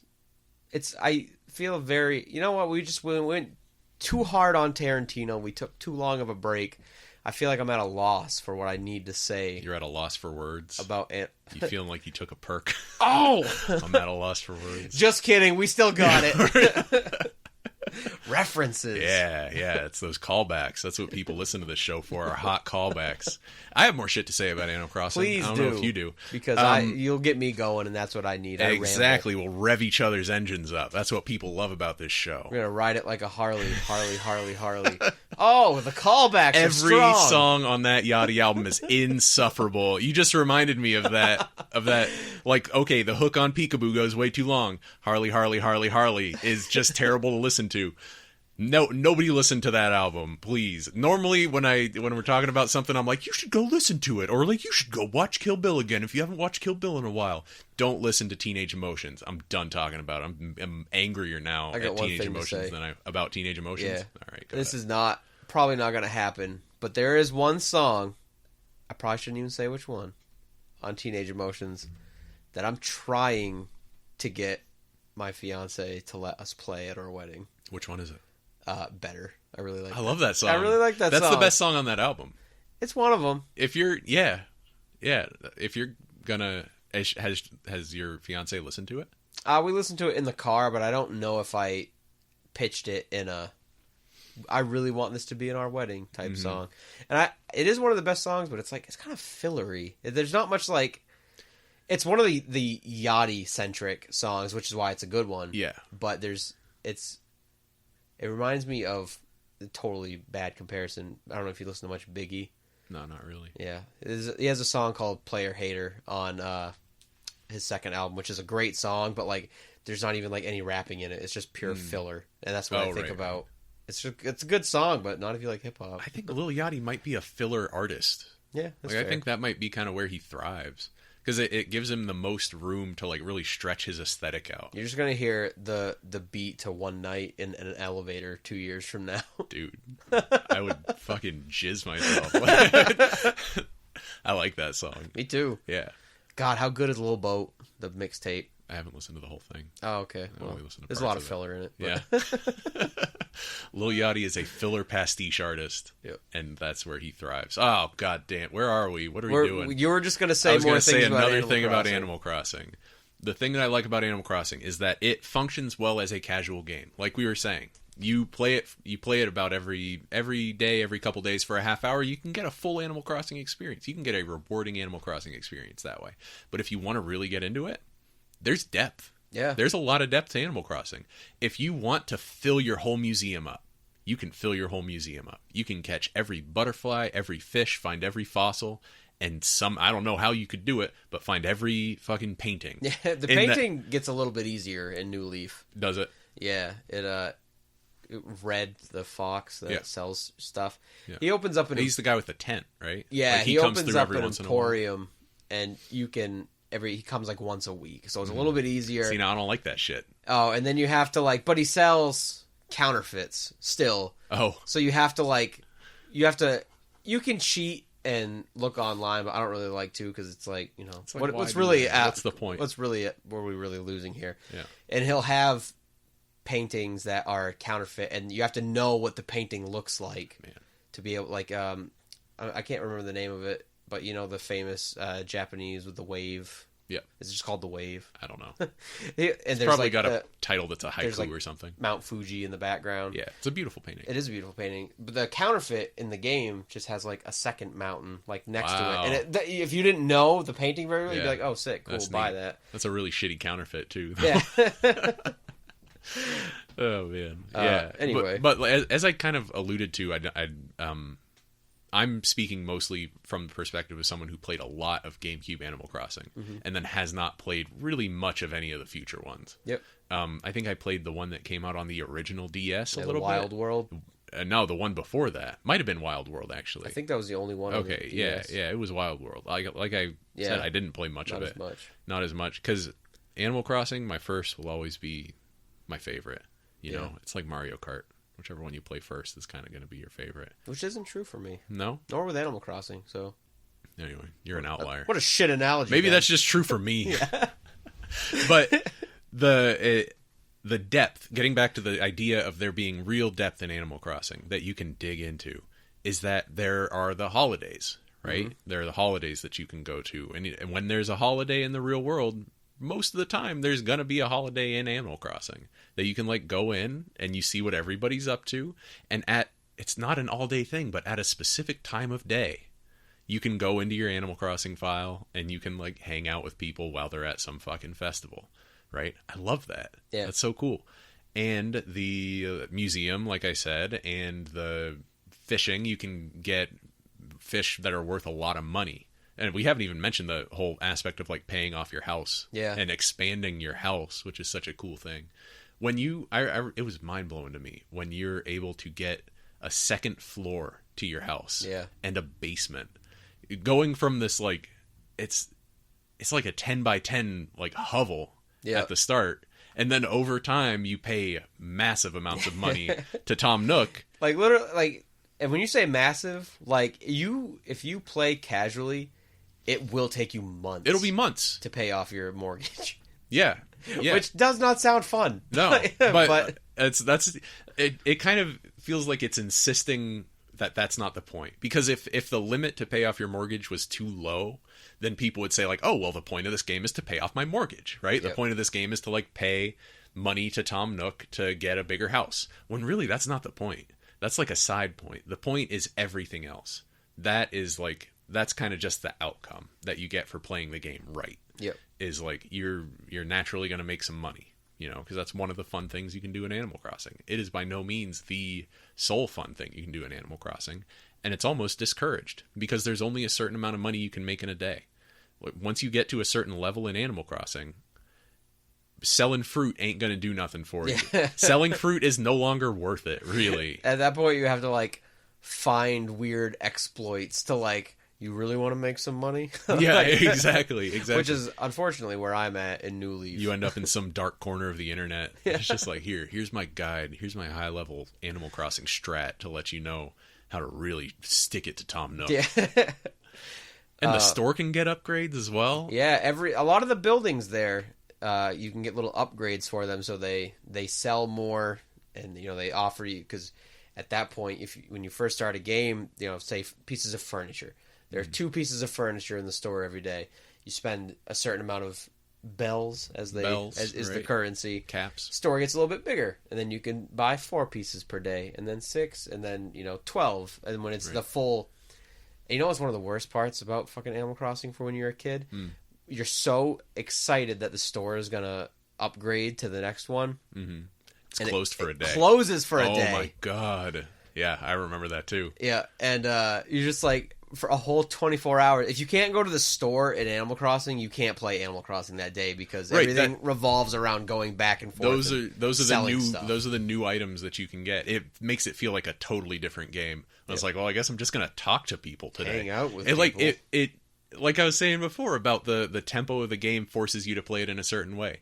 That forces you to recognize that like, well, there's other shit that you can do in this game that's actually fun on its own. Like even if Animal Crossing didn't have a store, it would still be a fucking dope game. Yeah. Because it's like, oh, these little villagers I can go talk to. I can run errands for them. I can just chat, you know? I can just ask them what's up, and they will have something to say to me a lot of the time. So, yeah, that's great. The decorating your house, like I mentioned before, decorating your house gets incredibly deep. There is a score. It's a hidden score. Yeah. Right? Your like feng shui score based on what color of furniture you have in what section of your house. And you can spend hours just fucking with the furniture arrangement in your house. You can spend hours. You can like design your own wallpaper and your own carpet as well, right? Yep. And you can design your own clothes, like patterns on your clothes, or you can go on the internet and find a really cool one of Super Mario and like do pixel art of it. Fun. Here's a fun piece of trivia tidbit about myself. When I was in the swing of this GameCube Animal Crossing part of my life, I lived in a trailer park with my mom. It was a 12 by 60 foot trailer, your typical mobile home trailer. And on one end of the trailer was the living room. Mm-hmm. On the other end of the trailer was our dial-up internet, like landline internet. Mm-hmm. So, not that like 60 feet is like that far. I wasn't like running marathons, but like if I wanted to build those patterns, I would load one up on the family computer, memorize fucking 6 or 10 color dots, and then depending on how complicated it was, and then fucking walk back to the other end of the trailer, blue, blue, blue, blue, red, blue, walk back to the fucking pattern on the computer, and it would take me like 3 fucking hours to paint Super Mario Raccoon from Super Mario Bros. 3. Like, awful.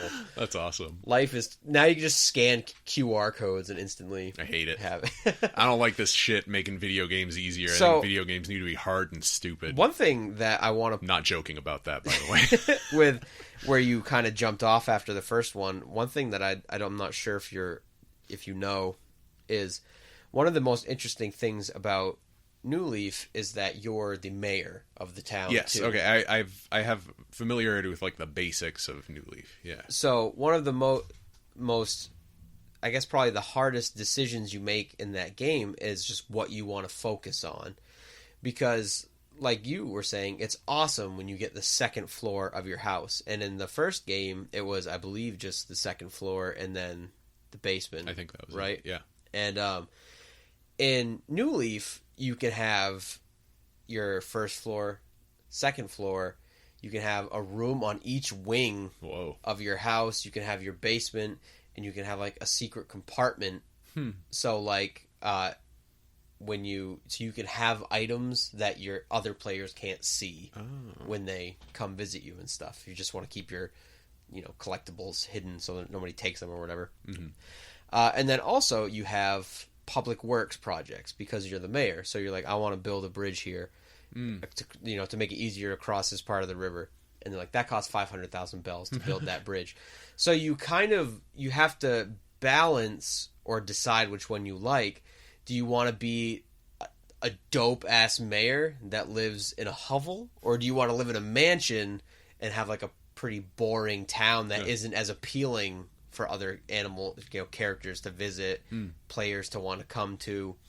And it expands upon it adds a huge amount of depth to how you play that game, because me personally, I try to kind of balance both. Like, I like getting the house upgrades because it's satisfying, but I'm also like, man, look at that dope bench I paid for next to the waterfall. Looks good. And that's what I really like about Animal Crossing.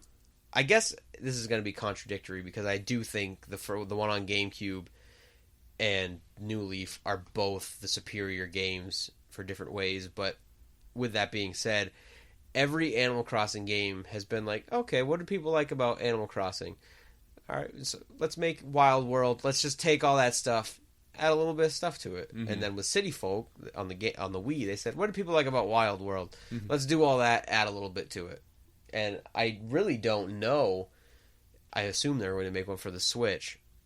I don't think it's been announced, but I'm just thinking like, oh my, like if they follow this pattern, they're going to take everything that's in New Leaf and add to it. And I'm like, what are they going to add to to these games? And I think I literally just said I'm not going to buy a Switch. Animal Crossing is like probably one game that I would like, okay, fine. I'll buy a Switch. They put out Animal Crossing on it. Like, but yeah, I don't know. Yeah. I don't really know where to go from there. The like greatest part of that deep level of Animal Crossing to me is not the deepest part. It's on Saturday nights you can go see KK Slider, Yeah. right, perform by the train, and it like plays the credits, right? Yep. Because like getting to that point where you know that KK Slider is going to be there, and you set up an appointment in your life, Yeah. to like go there on a Saturday night. I think they position that as like the end of Animal Crossing. Yeah. You know, it's like you've got it at this point. You've seen what Animal Crossing has to give you, and you can decide for yourself whether you want to see more. But that is such a wonderful moment. Just going and seeing that dog with a guitar. Yeah. and if you know the name of a song, you can request it. Yep. You can like look it up. I guess you can look it up. But you can also, if you just know other people playing it, that's that like awesome video game information that gets passed just person to person. Just like, hey, did you know there's a song called KK whatever? Yeah. Type it in. Saturday night. Go see him. So yeah, that's super cool. I think building off of that, one of the most impressive thing that is an example of one of the most impressive things about Animal Crossing is that it affects your real world on a very large level. Like, you know that if you they're like, I think the first Animal Crossing game had like 52 songs you could collect. Mm-hmm. So one a week for a year. Yeah. If you want to do it in 1 year, you better fucking make sure that on Saturday night you're home between 8 p.m. and midnight. Right. In front of your television, because this is not a portable game. This is a GameCube game. And if you want to start learning about an aspect about making money, they have, the turnips are basically turnips. the We didn't even talk stocks. about turnips. Turnips are insane. Stocks of Animal like she Crossing. comes once a week, right? Yeah, and on Sundays. On Sunday mornings, right? Yeah. Or is she there all day? It might be all day, but I know I think it might be the mornings. I don't know. Yeah, and you have to like play the stock market with her, and you can make massive amounts of money. Yeah, that was really how in the first game the main way to make big money. Big money. Yes. And it was I'm selling turnips for 62 bells a piece today. Yeah. And then you go to the store throughout the week, and it's a gamble. You're like, you go on Monday, and it's like, oh, I'm buying them for 58 bells today. Shit. You're like, shit. All right, we'll wait. I got all these turnips. And you hope that it exceeds what you paid for them throughout the week, but if you don't sell them by Friday, they spoil. And you can't. And it's very stressful. I actually have never really gotten into it. Really? I've gotten pretty into that. It's so, like, you're just like, God fucking damn it. Mm-hmm. Like, it's one of those things that doesn't need to be in the game. Yeah. But it's in there because it just makes it that much richer. It gives you an extra thing to do. It's like, all right, if making money is your thing, here's the best way to make money. Yep. Figure the system out. And then be here when it's available. Yeah, schedule your life to be here on Sunday and then check every day. And then, like you pointed out, that for every real holiday, there's basically an equivalent to it in Animal Crossing. Christmas, Halloween, Thanksgiving, all your big holidays. Your major, every game is actually, like, for America, Europe, and Japan is localized. Mm-hmm. So that's like one of the biggest challenges every time there's an Animal Crossing game, is there are items that are like cultural references or jokes that don't fucking make sense in other countries, so they have to like switch them out. But so you could be Christmas. If you're really into Animal Crossing, you're playing Animal Crossing on Christmas. On Christmas. Because it's Toy Day. And you got to check in with everybody. And that almost doesn't do it justice, because that makes it sound like homework. It makes it sound like an addiction. Like, oh God, it's Christmas and I'm fucking playing Animal Crossing. Yeah. But in a weird way, you're like, it's Christmas. I want to see what's going on in Animal Crossing. Right. It's it's this little second life that I'm playing, and I'm not going to spend hours and hours on Christmas in there. It's because Christmas. Who's busy all day on fucking Christmas, right? Eventually, you hit a point on Christmas where it's like, well, I'm done with Christmas. Now I can get a little bit more Christmas playing some Animal Crossing. You just get this game that I love, that I've dedicated my entire life to. You're sitting next to the tree. What's the turnip price today? Yeah. You got all the wrapping paper all around you, and you're still like, oh, you know what? I got to go check out the little ceremony on Animal Crossing. You've got like the Christmas glow about you, and like that little extra thing that you can do on Christmas. Animal Crossing gives you like a set of artificial traditions that feel like I used this word earlier, but it's a facsimile of a real tradition. It's like in the same way that your relationships with the villagers are facsimiles of real relationships. It gives you a smaller version that doesn't take up as much of a time investment or like an energy investment from you, and doesn't have as great a return, but it's there, and it's a rewarding thing to do. Fucking, I love Animal Crossing. So, There are whole Nintendo games that I would not have played without having played the GameCube Animal Crossing, because you can get those NES games. Yeah, that's a good point. I think Balloon Fight is one of the best games ever made. Thank you. I would never have played it without... I mean, I would have played fucking Joust. Like, who hasn't played Joust? But Balloon Fight is better than Joust. Yeah. It's like a better version of Joust. I think that's why they made it. Weirdly, if you look on that shelf, not that the listeners care, but there's Animal Crossing in my GameCube games. Yeah. I actually have a bootleg GameCube disc called Ultimate Codes for Animal Crossing. Oh, yeah, I see it. And it's basically a Game Shark disc just with codes for Animal Crossing. So you put it on, and you turn it on, and you're like infinite bells, all items unlocked, secret items on. And then you take the disc out, put Animal Crossing in, and it like fucking breaks your whole game and gives you everything. Now, do you know why that's able to do that? No. It's because enlighten me. Animal Crossing was a Nintendo 64 game at first, right? It never came out in the United States on the N64, but it came out on GameCube. But the game is fundamentally the same. Animal Crossing is not a big game. It is so small that it fits on the GameCube's internal memory. Once Animal Crossing is loaded off the disc initially, you can take the disc out. You can just play Animal Crossing. I remember it did. It came with its own memory card. Yeah.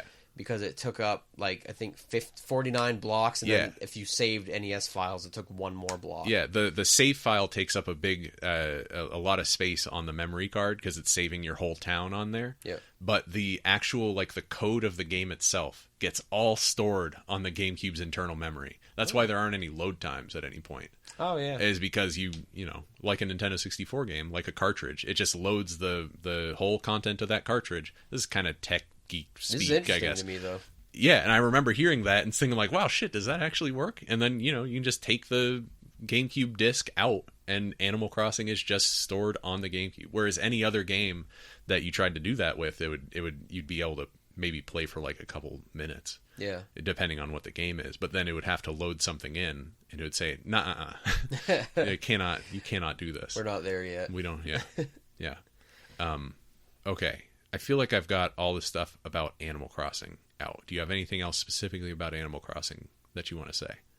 God, well, the other thing about Animal Crossing that also happens in Harvest Moon, but it's very different because Animal Crossing is in real time. Seasons change in Animal Crossing. So there are... Oh, my God. And different animals, like different fish and bugs are available to catch in different seasons and months. So you can play it until you can't even stand to play it and then put it down. And then a couple months later, you're like, oh, man, it's winter. I want to see what winter looks like in Animal Crossing. I better pull up all those weeds. Yeah. 3 weeds a day. It never stops. They're going to take my town over. And villagers are going to move out. But I think that is just having the ability to come back to it. It's so perfectly balanced of... You're not going to play this game for 12 hours a day. We don't want you to play this game for 12 hours a day. We're not going to let you. There's not enough to do. Like, technically, you could be in it for 12 hours a day, but you would not have enough stuff to occupy yourself. And then, so you get so sick of it, you stop playing it. But then it also has the mechanics of, like, hey, but you're going to want to come back because it's been a while and shit changes. So it's just, what an amazing game. It has that feeling of, like, that feeling that I've been isolating recently as like something that I really love about video games is that it has respect for the physicality of its world. Time continues to move, even when you're not in it. It's one of the beautiful things video games can do. Simulate a whole little system right inside of there. And it's a system that looks kind of like our world. It looks enough like our world that you can get rewarding experiences from it, but it's just different, It's different in little ways. They call it. They don't have the metric system, or they have the metric system. They call it fucking Royale with cheese in Animal Crossing. It's the little differences, right? No more Tarantino. No, I can't. I'm bleeding from my ears and eyes.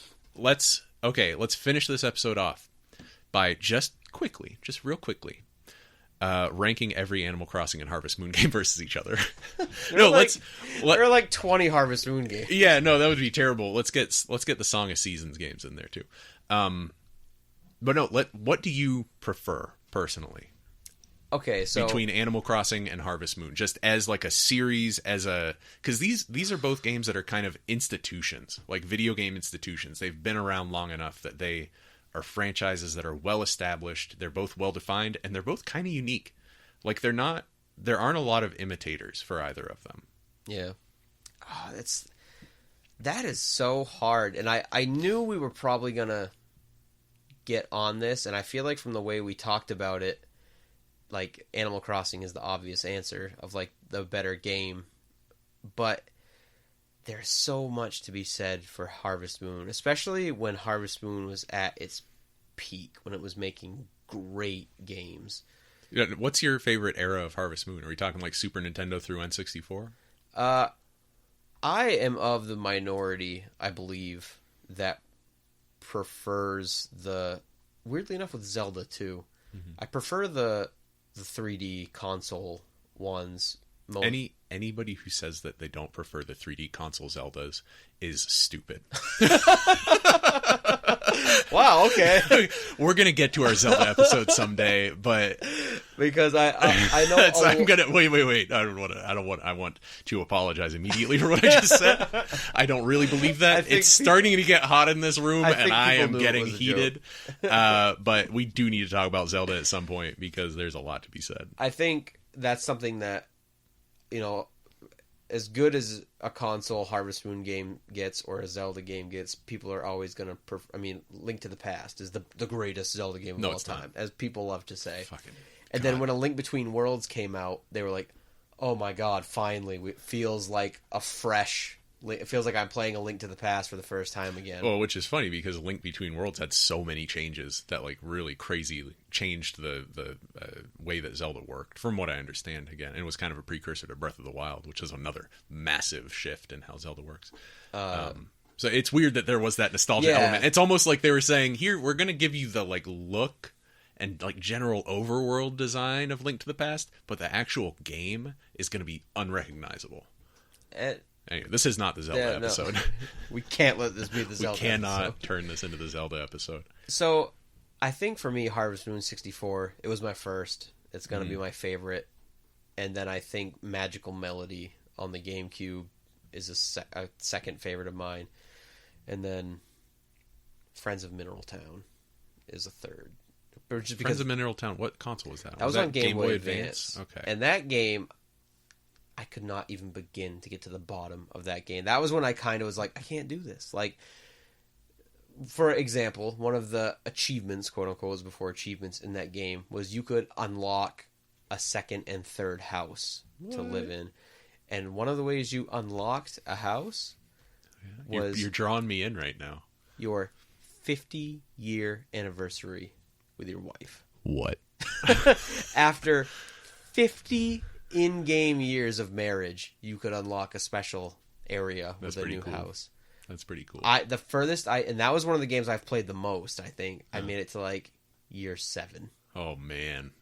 No way. There's no way I could play that game for 50 game years. People are still working on that. People are still trying to do that to this day. Yeah. They've got like long gray beards. They look like Pai Mei, Tarantino. And another favorite of mine real quick is A Wonderful Life on the GameCube. It was the pacing was awful, but it was the first Harvest Moon game where the game is 30 game years long. Your character ages.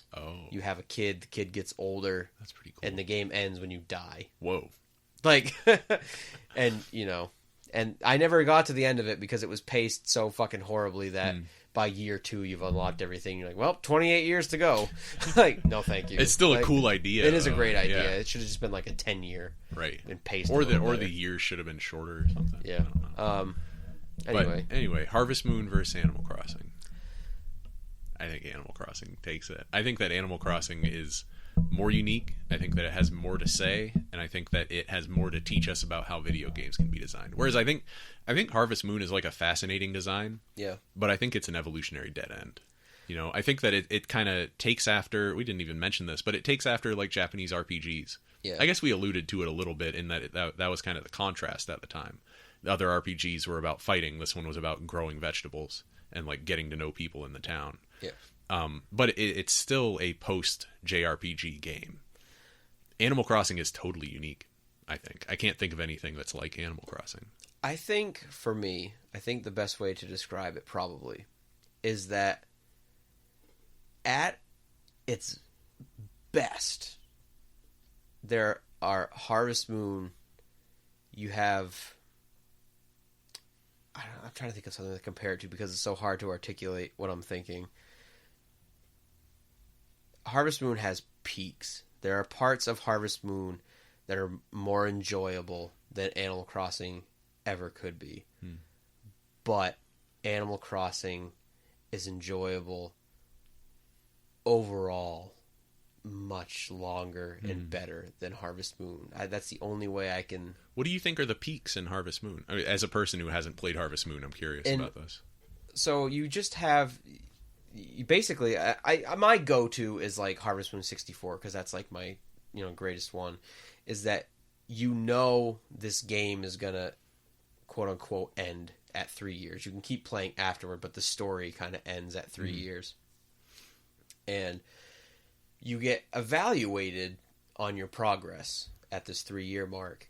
And so you go through this game trying to get the best score, and your score improves by like, oh, you have this many animals, you have this many extensions to your farm, you've unlocked the greenhouse, And I think growing up and playing those games, very similar with Stardew Valley, every time you unlock that next thing, you're one step, and over the course of hours, hundreds of hours, you're watching this little box you live in with a big patch of dirt next to it develop into this wonderful developed farm with different rooms that house different animals. And at first you were like, I'm trying to grow potatoes, and now you're milking different animals and making cheese and wine and growing different exotic crops, and you have a wife inside and you have a little baby crawling around, and it's a very are you talking about the game or life? It's a very real investment that you can't help but become attached to because you've put so much hard work into making this file the best it can be. And that's why it's so hard, as I mentioned earlier, to say, well, I'm never going to get this farm to be the best, so fuck it, start a new one when you've already put 70 hours into it because you lost some opportunities, from the beginning that you didn't know existed. And so I think that sense of unlocking things and like getting, Harvest Moon 64 had basically an achievement system where it was a photo album. And, like, you won the horse race, and there's a picture of you standing there with your horse. That's cool. And I think winning the dog race, winning the horse race, being the harvest king, like those are so hard to achieve that there's a very real sense of accomplishment in them.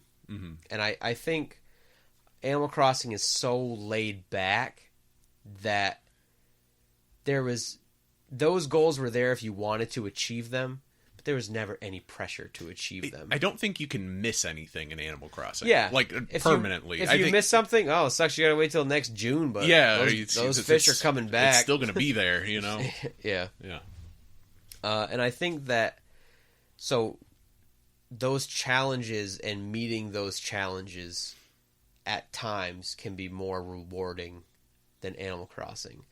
But overall, and Animal Crossing is just fun and enjoyable. There's not as much stress. So, and I think that's part of it too, is just like, there are those milestones, paying off your final mortgage payment, filling the museum, especially if you're a loser like me without any friends. You're like, I donated every single piece to that museum. Like, I don't know. I think that, but it's so hard. To me, they're so different. So then let's boil a question down a little farther. We started this off by saying that they're both going after the same theme of like the benefits of the pastoral life, of moving out to the country and just living like a simpler life. Whether or not that's an admirable or necessary thing to do, that's what both of these games are going for, and I think that it's an interesting theme for a video game to explore. So which one do you think wears it best? I would say I would say Animal Crossing. I agree in that regard. I think you're going to find Animal Crossing superior in most. Yeah, that's true. That's true. I'm as we've discussed, I'm not a Harvest Moon You're wearing guy. it on I'm your fascinated sleeve. by it, but yeah. I think that Harvest Moon very quickly got away from that goal. Yeah. The first game kind of does that, and then quickly it became... Win this horse race. Yeah. Like, that is a thing you can do in the game, but it's also a metaphor for the entire game. And like, oh, you lost a horse race in your first year? You better buy the stamina carrot. Like, and you can't buy it with money. You got to buy it with medals you win from betting on the horses. You're like, it's going to take me 5 years to do that. No, thank you. Deal with it. But I don't know. It's hard for me to say that. But I do think there's a very... I don't know. I think there's a special... not a special Animal Crossing, a special Harvest Moon joy. Yeah. Right? I think it's targeting, at this point, it's targeting something different from Animal Crossing, and maybe it's targeting something different from what it originally was targeting at, but... Let's compare it to college. Okay. I think Animal Crossing is... When you look back nostalgically on Animal Crossing and Harvest Moon, Animal Crossing is those Friday nights with no homework and nothing to do. Wandering campus, hanging out with your friends, going to dollar movie night. I'm using examples from our college. Yeah. We went to the same college. You know, not realizing there was going to be a band performing, and you're like, oh, cool. You know, going, grabbing a beer at the dugout or whatever. I never drank in college, but that's what... I think other people drank beer in college. Did normal people drink beer? I'm stepping over dead people on the library lawn. Has that guy been drinking? What was Black? What did Black end up doing in that sentence? I meant to say blacked out. Okay, because it sounded like you said, I'm stepping over black dead people in the library. Blacked out. Blacked out. All right. And then it's just those nostalgic friend, like, oh man, Farmington on a fall day. That's Animal Crossing. I agree firmly with that, yes. Harvest Moon is like, holy shit. You graduated with a 4.0. You're like, that fucking sucked, but I did it. Like, I accomplished it. I put that challenge on myself for no real reason. I spent one semester redoing all the work from the previous semester and that semester's work. But I won that horse race. I decided my senior year I wanted to be a history minor, and I did it. Like, took 6 courses to graduate on time this year. Like, and I think those are... You look back fondly of Harvest Moon was a challenge that you rose to and defeated, and Animal Crossing is the nostalgic friends. And I think when you look back on them, they're both very enjoyable for different reasons, but Harvest Moon was definitely more fun when it happened than Harvest Moon is. I'm sorry, which one? You just said Harvest Moon twice. Oh, okay. Animal Crossing is... More enjoyable when it happens? More enjoyable as it happens. Harvest Moon's easier to look back and be like, oh, man. I really did it. Those were good times. But like when you were doing them, you were like crying yourself to sleep and like staying up till 4 a.m. and then getting up for an 8 a.m. class. Like, that's... I feel comfortable with that analogy. It's like, oh shit, for a part of a semester, I spent so long like doing homework late into the night that I actually hurt my physical body. Yeah. Like I hurt my back, and that's a problem that sticks with me to this day because I was working so hard on homework. And like that's Harvest Moon. Yeah. But I did it. I did it. I fucking did it. So how do we want to wrap this up finally? Man, okay, I think we're done. I really want to end the Harvest Moon Animal Crossing segment on that analogy, on that college analogy, because I think that's hot. I think that's really good. I think that about sums it up. Do we want to talk about what we're going to be talking about next episode? Yeah, I do. Now that we are... It was so weird that we started this show and then jumped right into the 4-part Tarantino thing, because that was not the goal. I think there's going to be, like... I think this is going to be a podcast of eccentricity and idiosyncrasy, all right? Because we did the fucking 4-part episode about Tarantino, then we had this part, which is like half about trap music and half about like games for children. And like maybe 100 episodes in, we'll do 4 episodes that are like fully scripted. It's like a play between us, right? Like an audio show that we do, some kind of old radio show. I'm into it. Yeah, me too. Let's put that on the calendar. But yeah, I like that about the show. I like the eccentricity. I like how broad we go and shit. So what are we going to be talking about next episode? Next week, I'm excited for this because I asked you because I felt like I had been like, we should do this. And then you're like, all right, cool. So I deliberately went to you and I said, what do you want to do, Ben? Uh-huh. And we're going to be taking a look at the discography of Vince Staples. Vince Staples. Whom I have never really listened to. My favorite rapper. Wow, okay. Vince Staples. I've been listening to some of the tracks off his new album. And, isn't it hard to, like, narrow down your favorite rapper, maybe? Not for me. Okay. Vince Staples is for me, it took a lot of soul searching. Vince Staples is the easy number one choice for me. Do you ever wish you could turn back time? Every day, Ben. Right? I wish that I could go back in time to when we recorded the unofficial first episode of this show, the record favorite albums of the year of 2016. I wish that I could go back in time and put the Prima Donna EP by Vince Staples as my number one album. Wow, that's see. I was gonna say I think the same thing because I definitely would have switched out my Kodak Black choice for from Lil Boat from Lil Yachty. Oh yeah. But it might not have even been number 10 because I really like Lil Boat. But I understand what you mean. But that's bold. You're number one. I'm trying to turn back the clock. I have listened to I think one Vince Staples song that you have sent me. I have not listened to him otherwise, but I do know he has an album coming out this month. Big Fish Theory. Yeah, I think it's coming out on June 23rd or something. Yeah. So it's around there, late June. I know there's a lot of hype around it. And I know that he did an AMA on Reddit yesterday. Oh, I didn't know about this. Fucking hilarious. I read the whole thing, and I've never even listened to his music because he was such a dick. Yeah. Vince Staples is a hilarious troll. Vince Staples is great. Clearly did not want to do it, and some fucking publicist was like, "You're made college him kids do like it. You and use Reddit." And he was just. Oh my god, it was wonderful. So I'm gonna have to go read that. I'm excited to get into his music. This is his third album, right? I think I don't know if the thing that he made before Summertime '06 was an album or a friggin' mixtape or whatever, but the albums that we're gonna be talking about are Summertime '06, the Prima Donna EP that came out last year. It's like 7 songs and they're all great. And Big Fish Theory, which is coming out later this month. So for the purposes of our podcast, if listeners at home want to prepare themselves for the fucking tornado of praise that I'm going to be heaping on all these, and that I will be forcing Curtis to heap as well, listen to just Summertime '06, Prima Donna, and Big Fish Theory. I think that's something that we're developing this show as we do it. And like I said before, I didn't anticipate doing a 4-part Tarantino marathon right in the beginning. And I think this is the direction we want. I say we, I literally have not spoken to you about this. I think I'm going to agree with everything you're about to say. I may have had these exact thoughts. The direction that I think we're going to head in where every episode, I would like to be able to tell you what we're going to be talking about on the next episode.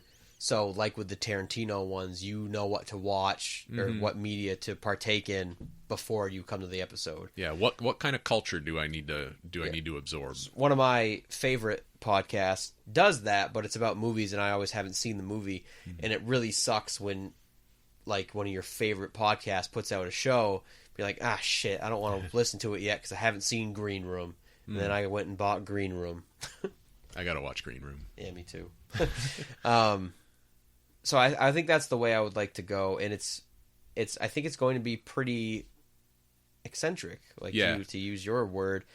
There's going to be music, movies, video games. We're going to try to have a good mix, but sometimes, I don't think we're going to do a single Zelda episode. Yeah. I think we'll probably do a Zelda series. It'll have to be a multi-part. It's going to have to be a series. And I like that. The main podcast that I did for about a year, Concord Cast, was very reactionary. It was very about the news. It made me miserable in a way. Like, I didn't enjoy. Shit, I gotta watch this Marvel trailer. Yeah, that's exactly what I didn't want this to be like. I enjoyed the podcast. Thank you. But it was because it was hearing you and your friends talk to each other. I don't think I enjoyed one movie that came out when I was doing that podcast. They were all fucking comic book movies. They're terrible. Well, I was going to say, also, they were all fucking terrible. We'll have to do a Marvel or just DC a Marvel episode. Shit fest. Thank you. Oh, God, I'm so excited. I'm so excited. I hate People those are gonna movies hate so us. much. People are going to hate us so much. And it was very how can I enjoy it when every time a still comes out from this movie, I'm like, ooh, Iron Man, what's he look like? Mm-hmm. And I've enjoyed movies a lot more since I stopped doing that. So I'm very much looking forward to this being, let's go back. Let's talk about... retrospectives, Yeah. you know? It's like there's been a lot of culture that's come out in the last 30 years, right? Yep. And I think that there's been so much that there's an impulse, especially in video games, to absorb it, get it into your brain as fast as you can, and then never think about it again, because there's all this new shit that you need to be thinking about. But you miss out on a lot of really valuable experiences that way, you know? I also want to walk back and apologize for what it may have sounded like. I get a lot of glee from hating Marvel movies, that I'm some kind of fucking troll that just enjoys hating things that everybody else loves. I have some real qualms with those movies. I think it's worse that you're just like, no, I genuinely just hate these movies. I'm not a troll. I do enjoy how much I hate those movies. But it's not like I'm not one of those fucking trolls hiding under the bridge saying like, oh, I'm going to ruin everybody's fun. Even though I literally did just sound like I was saying that. Anyway, that's this is more broad philosophical statements about what we want the show to be. And I think it's going to be cool. I think so. I'm very much looking forward to, I mean, we can get these out of the way and then wait for October. We don't have to. I'm very excited to get into some horror movies. Yeah, because we don't talk horror. We used to talk horror a little bit, but we don't really do that much anymore. No, we gotta do an episode about The Thing when October rolls around. Yeah, I would say October or maybe. Actually, you're right. Maybe January. The Thing is a movie. You have this tradition. The Thing is a movie to watch on the first like snowed in night. Yeah. Right. So yeah, well, that's where we're going, and I'm very happy with that. So I'm glad we're on the same wavelength, kind of on the same page. I think it's good stuff. And I wish I could give you with any confidence that it's going to be like movie, video game, book, music. We're just going to go where the wind takes us. Whatever feels right. Whatever we're enthusiastic about before we record the episode. Yeah. But with that being said, we just hit the 2-hour mark. All right, which goodbye. We swore we weren't going to do. Goodbye. Sorry. I got to give my plugs, though. Okay, all right. So, all right. thanks for sticking around for all 2 hours. If you like this podcast, you can follow the podcast, subscribe to it at Black Gold Podcast on iTunes and I believe Stitcher, but I don't know. Or you can just stream it from Buzzsprout. Yeah. We usually link the Buzzsprout on Facebook. We link the Buzzsprout on Facebook and Instagram. I've been doing that. You can follow me on Instagram at CurtCake5K, also Twitter. And Ben still doesn't really partake in much of that stuff. Still working on a website. I was going to say, but we're working on stuff slowly. I think we're talking about a YouTube presence, right? At least we're toying around with the idea of some social media presence. For because as much as I love my brand name, Ben and Curt Till It Hurts is really all I'm mostly working on right now. So it's kind of weird to keep putting it out under Black Gold, but we'll figure it out. Yeah. So that's it. We will be back next time to talk about Vince Staples and his body of work, and we will catch you next time. Bye.